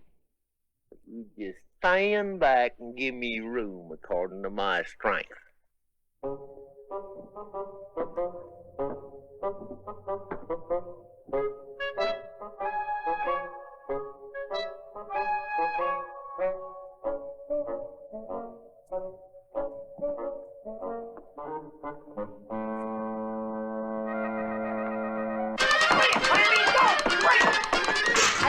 1,000 times to stay clear of my roof, Skinner Graydon, and take your posies with you. It'd take a whole wagon load of roses to cover the smell of mules about you.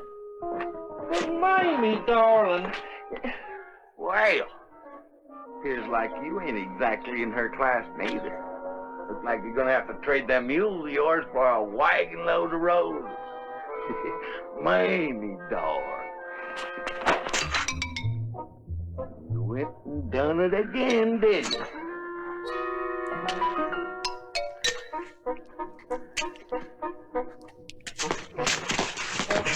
Attention!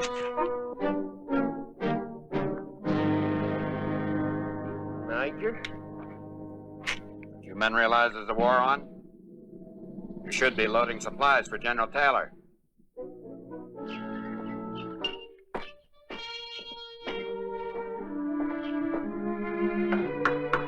I thought I chose you to... Good evening, Mrs. Scully. Major Roberts, How very nice of you to ask me for dinner. come in. Come in. Thank you. Brass button uniform. Sparkle with her every time. Don't you men realize there's a war on? Brass button never won no war that I know about. But it'd sure come to a whistling stop if there wasn't no mules, I'll tell you that.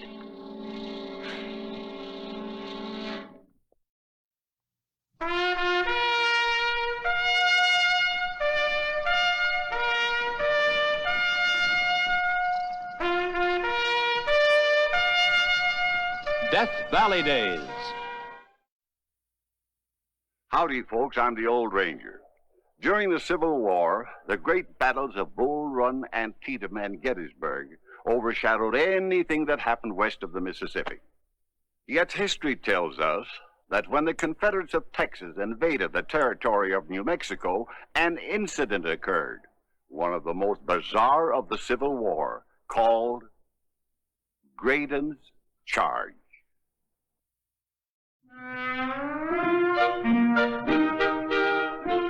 Here, take that. It'll make it all better. The girl. Girl? Since when they got girl mules? Well, you know she ain't, and I know it, but she don't know it. Something kind of sad about being a mule. Not being either a male or a female gives them the melancholies. Think of all the problems they ain't got. And the way you fuss over them gives me the melancholy. Well, maybe you better fuss with that wagon a little more. Give it a handful of grease and a couple of stove bolts. It's about to rickety away. Squeaking wheels ain't what draws these blasted flies around here. Smart, Ellie. I ain't never had me no kinfolk. Till I got me some mules. I wonder who's winning the war back east. I don't know, and I don't care. Well, you're a soldier, ain't you? I mean, we're both against the Rebs, ain't we? Hauling supplies every now and again for the army ain't what I call soldiering. I ain't mad at nobody. There was a fella come through the fort the other day, said they's fighting up a storm back east. You'll never catch mules doing anything that stupid. Fred, now you stay where you are. That mule sticks closer to you than a foxtail in a sock. Been that way since he's 3 days old. I'm the only kin he ever had. Well, I always figured there's a mighty jackass in you. I told you down in front of Mamie's house not to say jackass that word in front of my mules, and I mean it. I saw Mamie this morning over to the blacksmith. Say anything about me? She said that we was to quit fussing in front of her house every night. That if a fellow wanted to call on her proper, he had to dress, act, and smell like a gentleman and not roll around the street before he got there. Right buttons, that's what she shines up to. But Ortho, ain't she just about the prettiest thing you've ever saw? You're kind of high on her, ain't you? I'm fixing to marry me, that little Irish gal, one of these days. Hey, Skinner! Major Roberts wants you and Ortho ready to move out at a minute's notice. Where are we going to? Well, the whole platoon's leaving now. You and Ortho are to meet us at Wawona Grove. What's in the way? Well, there's a detachment of renegade Rebs moved into Valverde Gap, blocking off our supply line to town. You told me there weren't no Rebs in Mexico. Now, you better get cracking. Come on, baby. When I offered to help out the army, I didn't figure on no fighting. I don't cotton to killing. Me neither. Hey, maybe this will give me a chance to prove to Mamie I can be somebody.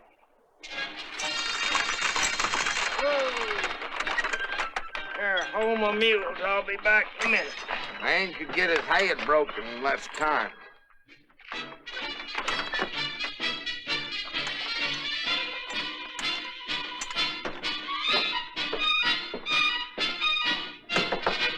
Mamie. Be right there. Skinner Graydon, how many times am I going to have to tell you? Take your mule, hide away from my building. Now, wait a minute, Mamie, darling. Get! But, Mamie, I'm going off to war. War? You? Yes, ma'am. Major Roberts and me, we're moving to stop the Rebs at Valverde Gap. It's true, then. The Confederates are in New Mexico. Why, renegades are coming up the Rio Grande. Heaven have mercy. Why are you joining the Major? You're not in the Army. Well, I'm trying to tell you, the U.S. of A. Army put me in command of a supply party. Good luck to you. And your supply party. Is that all you're gonna say? With you and that pack of mules out of town, maybe a decent body will get a breath of fresh air for a change. Well, a man could get hurt, you know. Might be even killed. Skinner Graydon, hold your ground. Skinner, it's not that I don't like you. It's just that a decent woman wants a man she can be proud of. A man who can take her out among friends. Not a grisly old mule Skinner who'd just as soon sleep in the same stalls with the beasts as not. Golly, Bill, they got feelings too. A woman has got to respect her man. He's got to try to be somebody. Oh, he does he? Well, I'll be somebody. I might just decide to become a dadgum hero at Valverde Gap. Now, what do you think of that? Man don't need no brass button uniform to be a dadgum hero.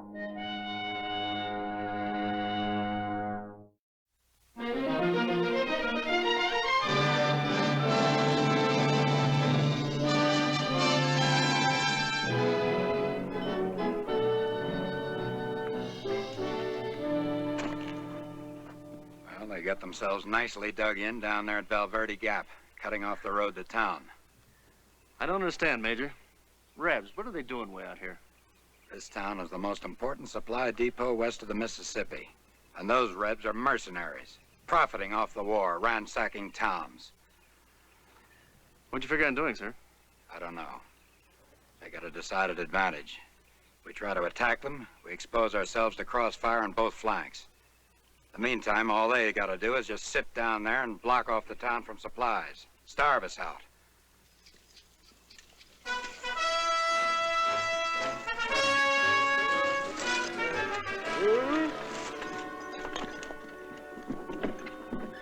You're late, Graydon. Can't make no speed of pulling the square wheel wagon. Square wheels? It can't move no faster than them jackasses of... Ortho, I've told... That's enough of that. Did you bring the supplies I ordered? Yes. Dynamite? Yes, sir. It's in that thing. Corporal, get that wagon unloaded. Let the hat her. When do the fighting commence, Major? I cannot order men to suicide.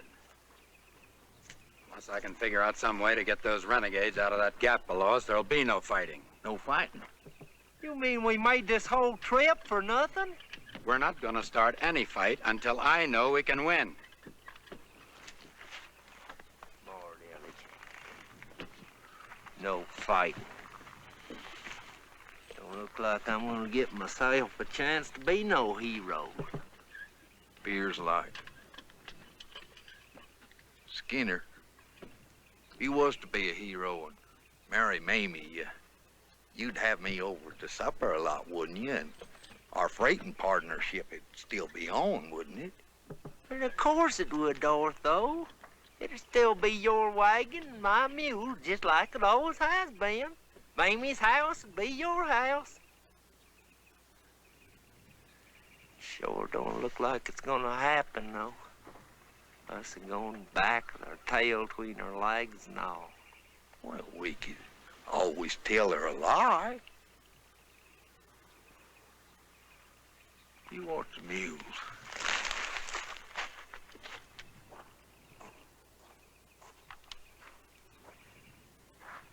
Major Roberts, sir? Yes, what is it? Skinner had himself an ID. Yeah? He said, what if he was to strap that dynamite onto them old mules of his, light the fuses, and send them on into the Reb camp? I don't know. Them mules will go any which way he tells them. We'd have to time the fuses just right. Good work, though. They wouldn't be expecting it. Why not? Like Skinner says, why not?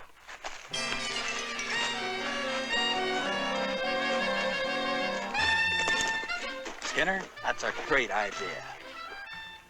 Sir? The mules. Putting the dynamite on your mules and sending them into the Rebs' camp. Dynamite?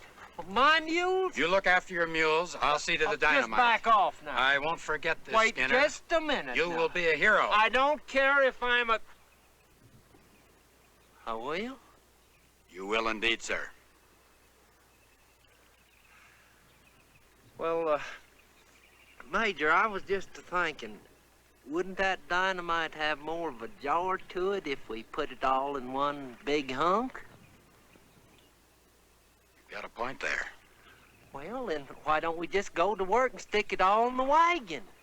Now, just a minute. I think you're right. Get your wagon loaded up again with that dynamite. But, Major... Hurry it up! But that's the only wagon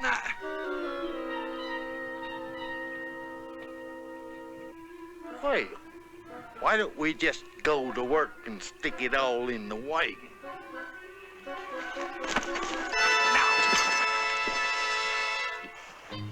We ain't got time for this. We're under orders to the U.S. Army. Well, why'd you have to go dragging my mules into this thing? You want to be a hero, don't you? What's more important to you, Mamie or these blasted mules? I want them all. Besides, you know Fred can't stand no loud noises since he caught that cold in his ear. Well, get him ready. I'll load the dynamite.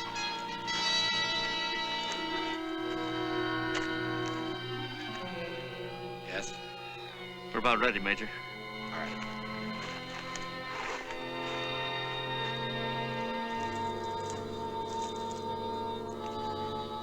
Now there's a slope to that road right above Valverde Gap.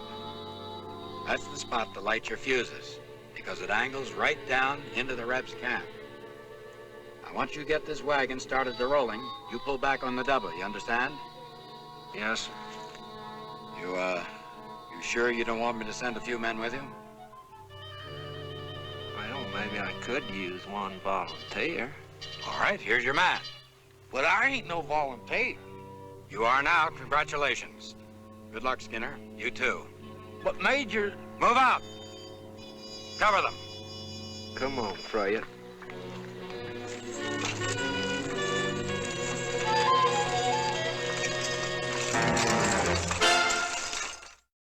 Now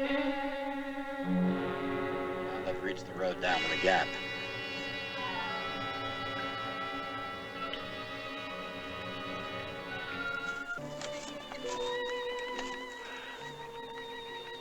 Fred, I'd rather cut off my right arm than do this to you.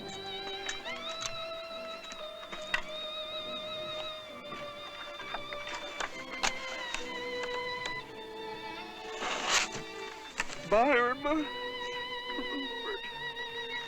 Henry. It's lit, Skinner.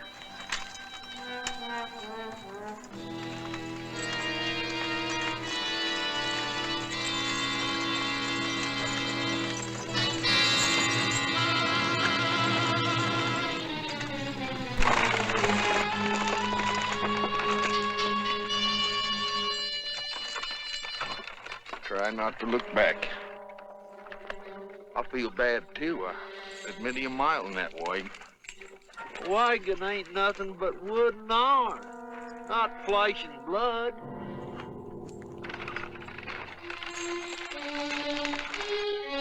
Wagon started down the slope, Major. Good.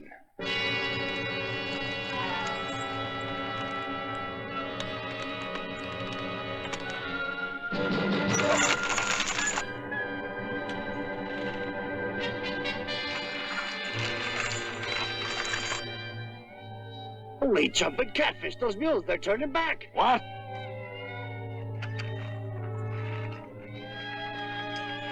Oh, no. Hey, Graydon! No, quiet. You don't want to alert those Rebs.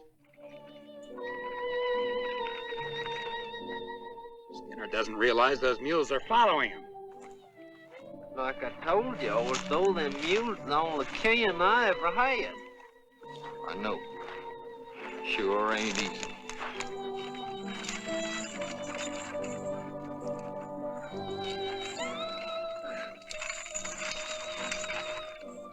Pray and bless his little heart, he's a-following me. He's a-following me! Skinner's running back toward the mules. Pray it. Shame on you now. Come on.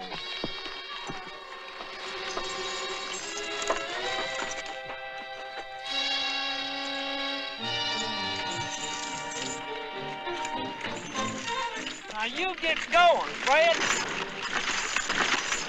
Go! He's got the wagon headed back down the road. But wait! The mules are turning around again. Skinner! He's a-doing it again!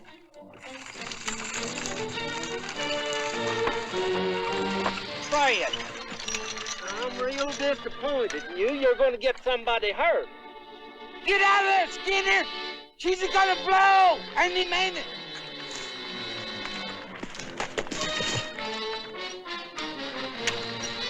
Now you get away from there, you idiot! Skinner's fooling around with the wagon. Here. Why doesn't he get rid of that fuse? He's gonna get killed.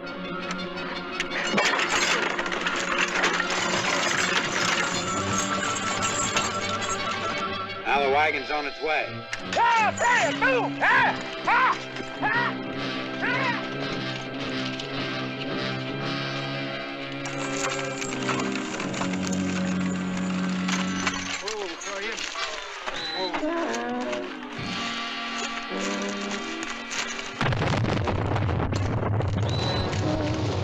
He did it. He did it. By gosh, he did it. What's left of those retreating, Major? They're leaving. They're ours, men. Come on, charge them. Well, I hope you're satisfied. Perfectly good wagon, just blowed to smithereens. Skinner, that was a brave thing you did. You could have got killed. We're mighty proud of you. You've made a vital contribution to the war effort. You probably saved the whole town from those renegades. You sure the coat is all you wanted in payment? Major, much as I cotton to that Bryce button jacket, I'd rather get a wagon for Ortho if you and the U.S. of A. Army could spare it. That wagon was all he had in this world. Except maybe me. You take this order down to the supply depot. They'll fix you up. Thank you, sir. Skinner, Yes, sir. take the coat with you, too.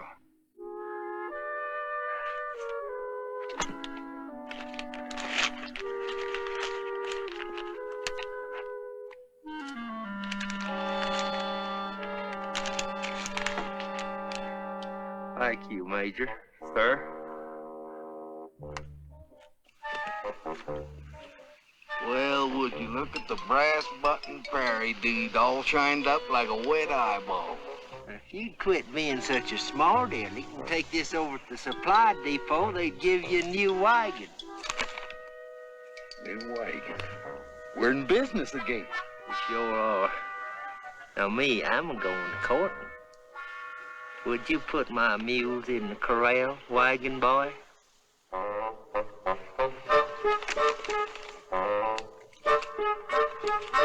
You know something, Fred? We're about to lose us one of the best mule skinners in the business.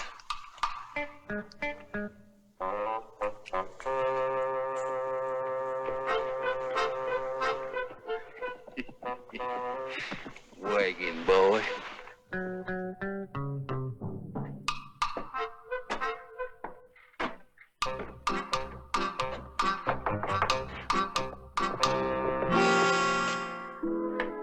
Well, for the love of Mike, Skinner Graydon all scrubbed and gussied up. Why, you old renegade, you're almost handsome. I heard tell you were a hero today. Ain't you gonna invite me in? That I am, Skinner, that I am. We'll leave the door open. What would my fine neighbors say? A handsome devil of a man calling on a helpless widow woman?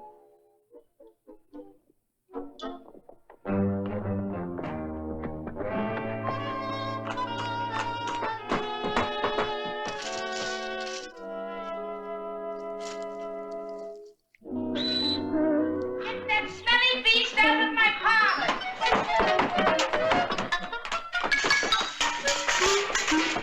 Then stay out, the both of you. But Mamie! But Mamie, darling.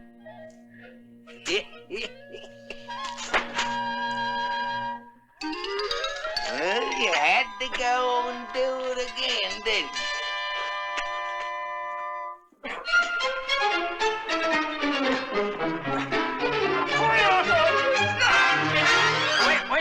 Wait. So it was that a mule skinner named Graydon and his mules participated in the Civil War in New Mexico 100 years ago. And today, a small town named Muleshoe is constructing a life-size monument to commemorate the mule's contribution to American history.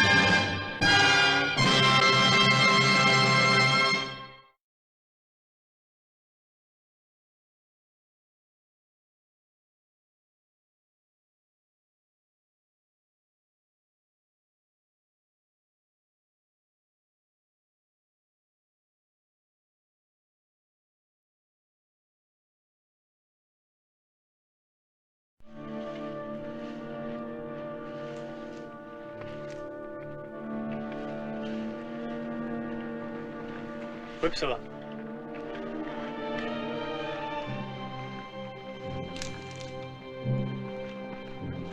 Cover me.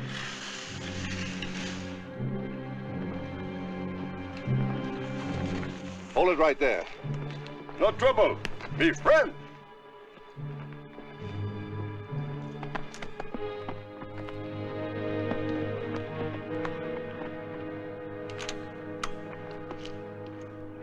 Me want trade. What kind of trade? Need knife. No need boy. You take boy. Give me knife. That one. You mean you want to trade this kid for a knife? Would trade him work Hard, good. Who is he? Him Pawnee. Take and fight. Work for Sioux. You know what? We trade to Apache. Apaches? Why, they torture him to death. You want to stay with me, boy?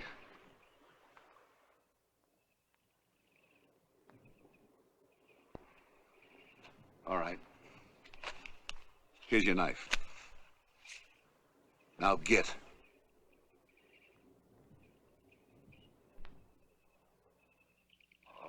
Good horse.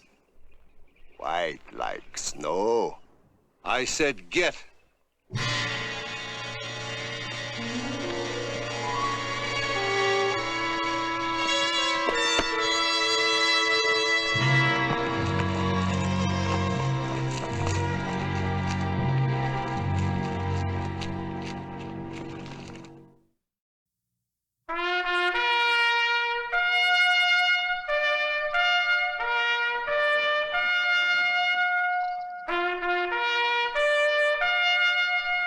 Death Valley Days. Howdy, folks. I'm the old ranger. In the year 1862 in upper Utah, around the Sweetwater, the Indians had been attacking the station of the Overland Company, killing, looting, burning, and stealing the Overland's fine horses.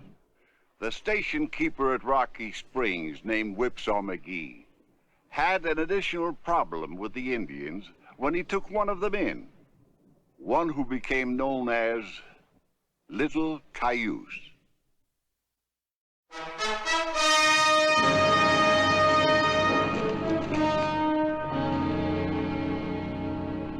You're figuring on keeping it. Well, what do you want me to do? Turn him out in the wilderness to shift for himself like some animal? How do you know them Injuns didn't leave him here to act as a spy? You know how them Red Devils have been acting up lately. Yeah, that reminds me. Express rider came through this morning. Got a letter from the company. Government's still holding up those military escorts on account of the Civil War. And that leaves us wide open out here. Yeah, another massacre last week at Split Rock Station. Hodges and his wife both killed. You see? This kid's a spy, that's what. We'll be the next. Look at him, Gillis. He ain't no spy. No how. You just keep that kid here and see what happens. He'll bring them down on us. You just wait and see what happens. Well, if they attack us, they may find that we've made some plans of our own.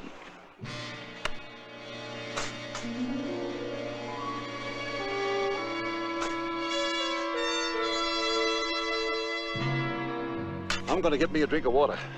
This shoveling sure gives me hot coppers. I still don't figure what good this here hole's gonna do us if them Injuns come a-whomping down on us. It's what the Army calls a secondary defense line. If you're caught away from the house, you got a place to fight. Where's that kid? I ain't seen him most of the afternoon. He's minding the horses out in the back. He's taking quite a shine to Big Snow. Never in my born days I ever seen a grown man so fred up about a pint-sized young'un. He ain't just a young'un. He's an Injun.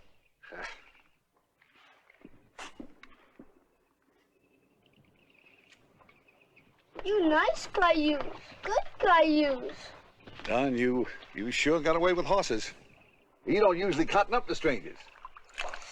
Big Snow, good Cayuse. Yeah, I got him when he was just a colt. A lot of fellas want to buy him, but it'd be just like selling my best pal. Me ride? Sure, if he let you. But I have an idea. It's almost supper time. We got to go down and help Gillis with the trench. Yep, almost 6 o'clock. That's a watch. Watch? Yeah, you can tell time with it. Listen. Hey, Whipsaw! I thought you was gonna help me finish this trench. In a minute. When the sun is straight up, these two hands are straight up too. What are you doing? I was just teaching the kid how to tell time. He's sure taking a shine to my watch. Make sure he don't take a shine to your scalp. Come on, boy. We better put Big Snow away and help this grouch before he gets all lathered up. What's the matter, kid? Cayuse. Many cayuse. I don't hear nothing. Can't say that I do either. But, look at the kid. Seems like he's sure hearing something. Guns. Big fight. I don't hear a thing. I don't hear nothing but the wind. I think it's the wind. Big fight. By river. By a river? Nearest river is a Sweetwater. Ain't nobody can hear that far.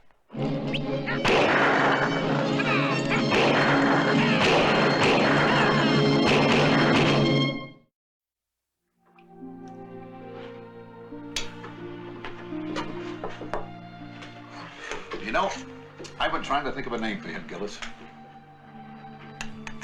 No. In my depot, everyone eats with a spoon. Here, let me show you. Watch me.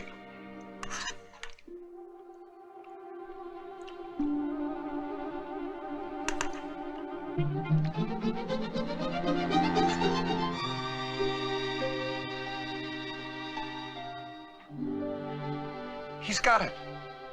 Don't he learn quick? Oh, Injuns are smart. Too smart.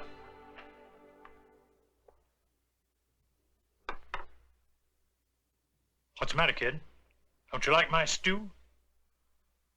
Seems like he hears something again. Oh, for the love of Pete. Horses come. Pull big wagon. The stage. Oh, Bob ain't due for another 3 hours yet. Oh, no, you don't. Hey, Gillis, the kid's right. It's the stage. Yeah, I hear it now. Get her! Get her!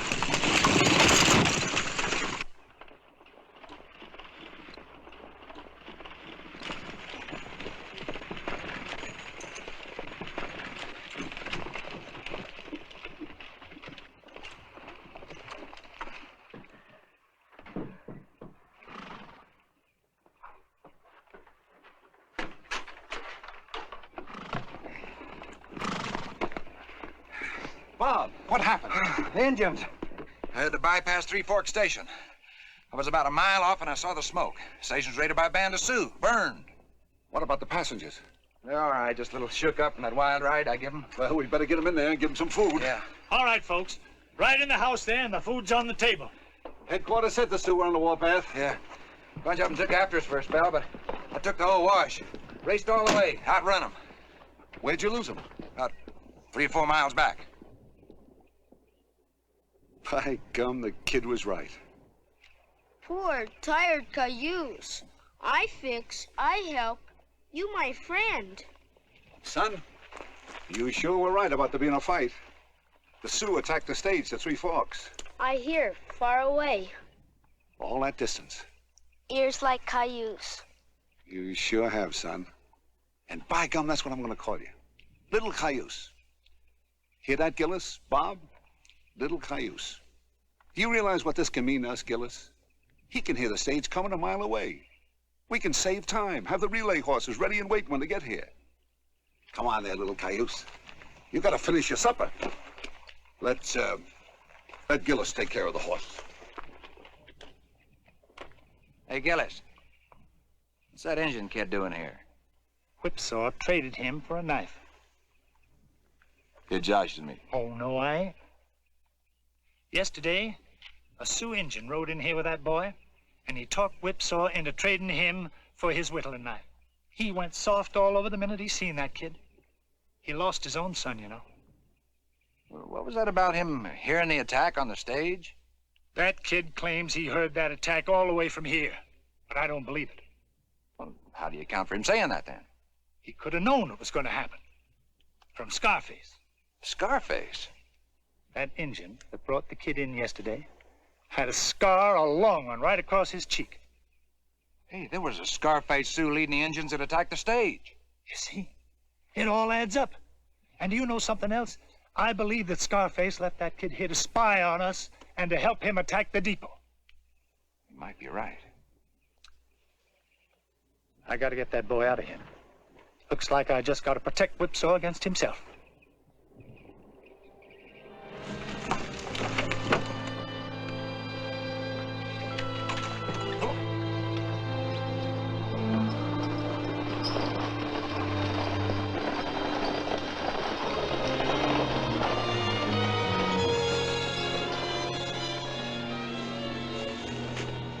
I don't reckon they're likely to hit us. They know we got plenty of defenses and guns.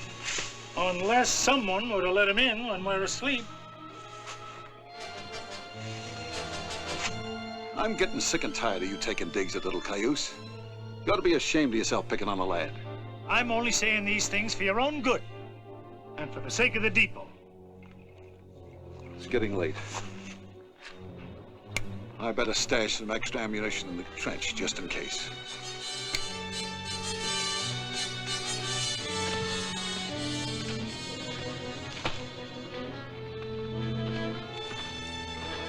Oh!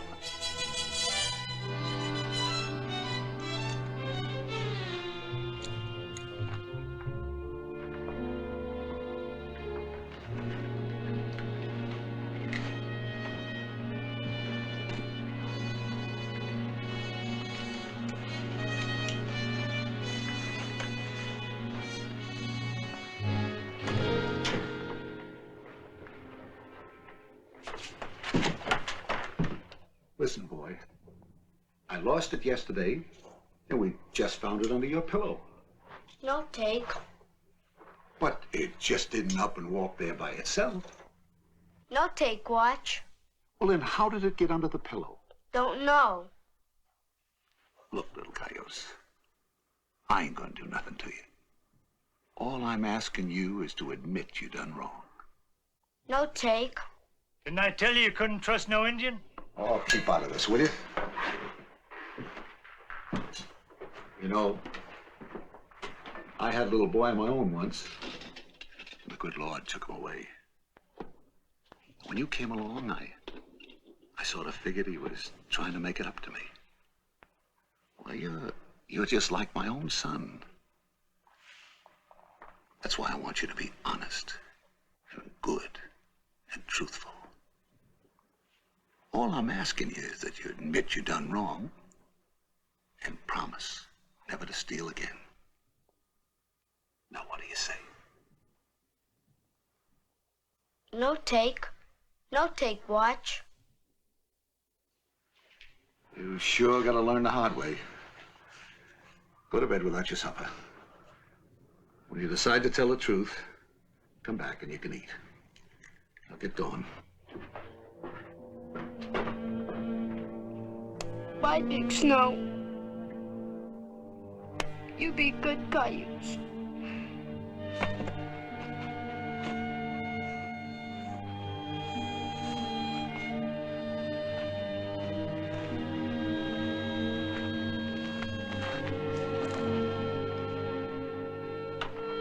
Gillis.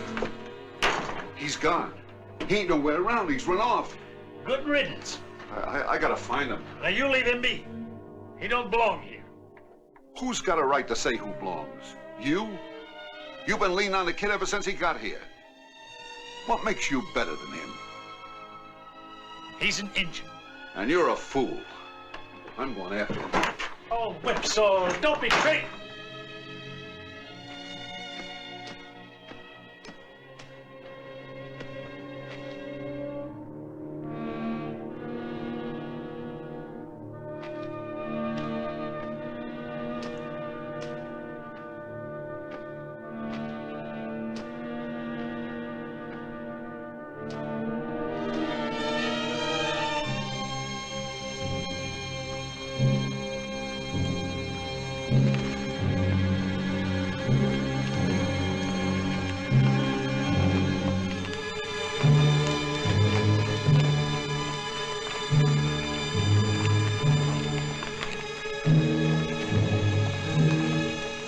Look.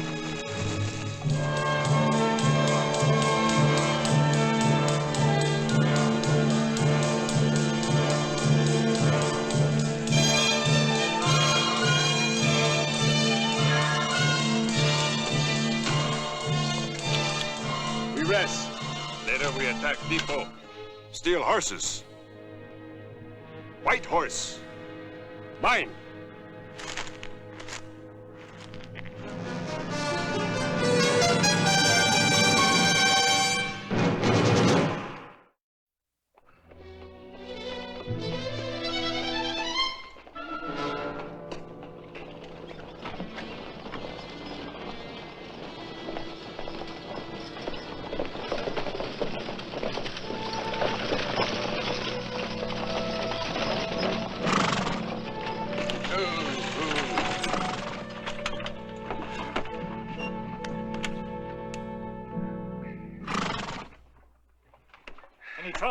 Didn't see none. All right, gentlemen, everybody out. Everybody inside. Food's on the table. Where's Whipsaw? Looking for the boy. He's run off. Well, that ain't too healthy with Scarface out roaming them hills. If we could only snag Scarface, these raids might let up. Sure raising Cain with business. And passengers don't take kindly to scalping.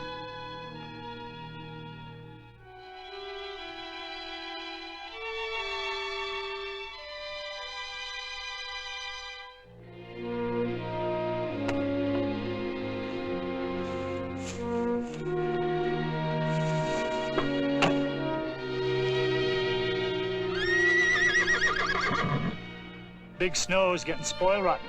I better go feed him.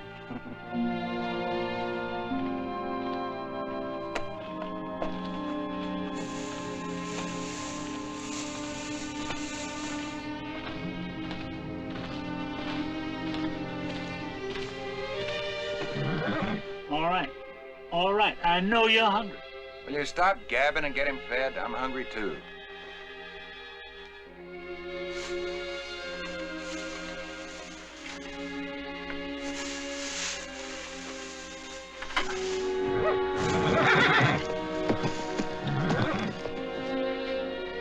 What's the matter with that critter? I never seen him act like that before. Whipsaw. Am I glad to see you? I was beginning to be afraid you were scalped. I couldn't find him. I searched all over. That poor little boy. Whipsaw! Whipsaw! Little Cayuse. Where in tarnation you been? Me run. You don't want me. Oh, that ain't true, little Cayuse. Why did you ever do a thing like that? No take watch. Oh, forget about the watch.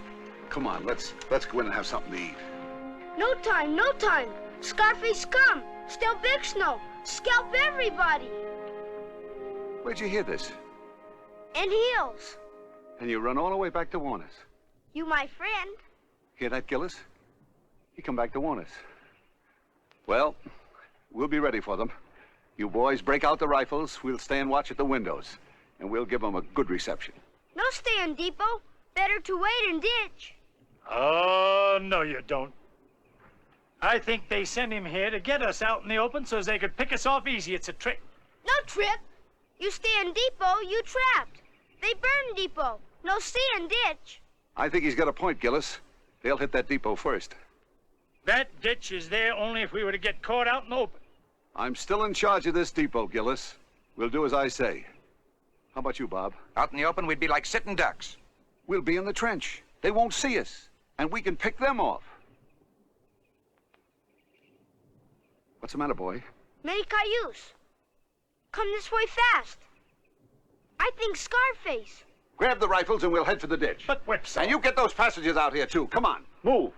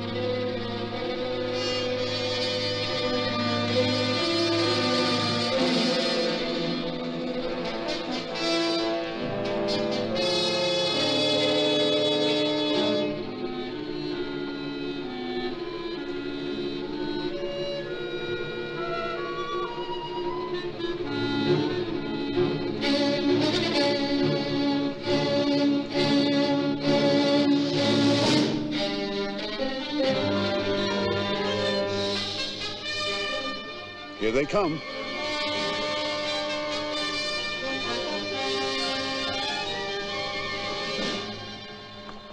Now hold your fire till I tell you.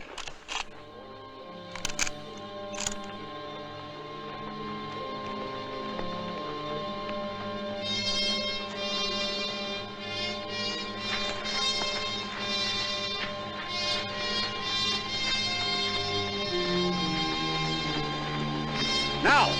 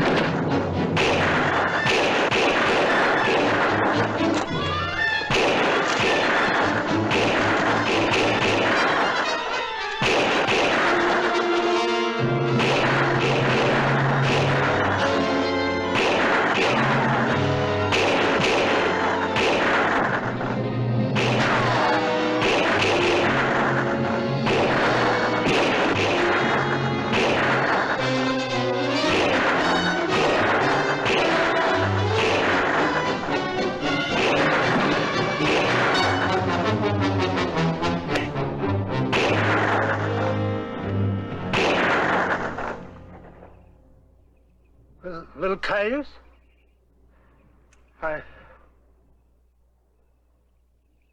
Thanks. Thanks. So I'm the one that took the watch. All I can say is I'm mighty ashamed of myself. Do you think you can forgive a dumb mule like me, little Cayuse? What means forgive? He means, will you forget he ever done it? Sort of make friends. You know, shake hands. That makes me feel better, boy. And seeing you were so taken up with my watch, I'm going to make you a present of it. Sort of a reward for saving the depot and our scalps. You put that away, Whipsaw. From me to you, little Cayuse, for saving my good-for-nothing life. I'd be much obliged if you'd take it. Don't you think he ought to get something for saving the depot? Maybe a horse named Big Snow? You give me Big Snow? Well, you saved him from Scarface, too. I reckon he's willing. Yep, he's yours.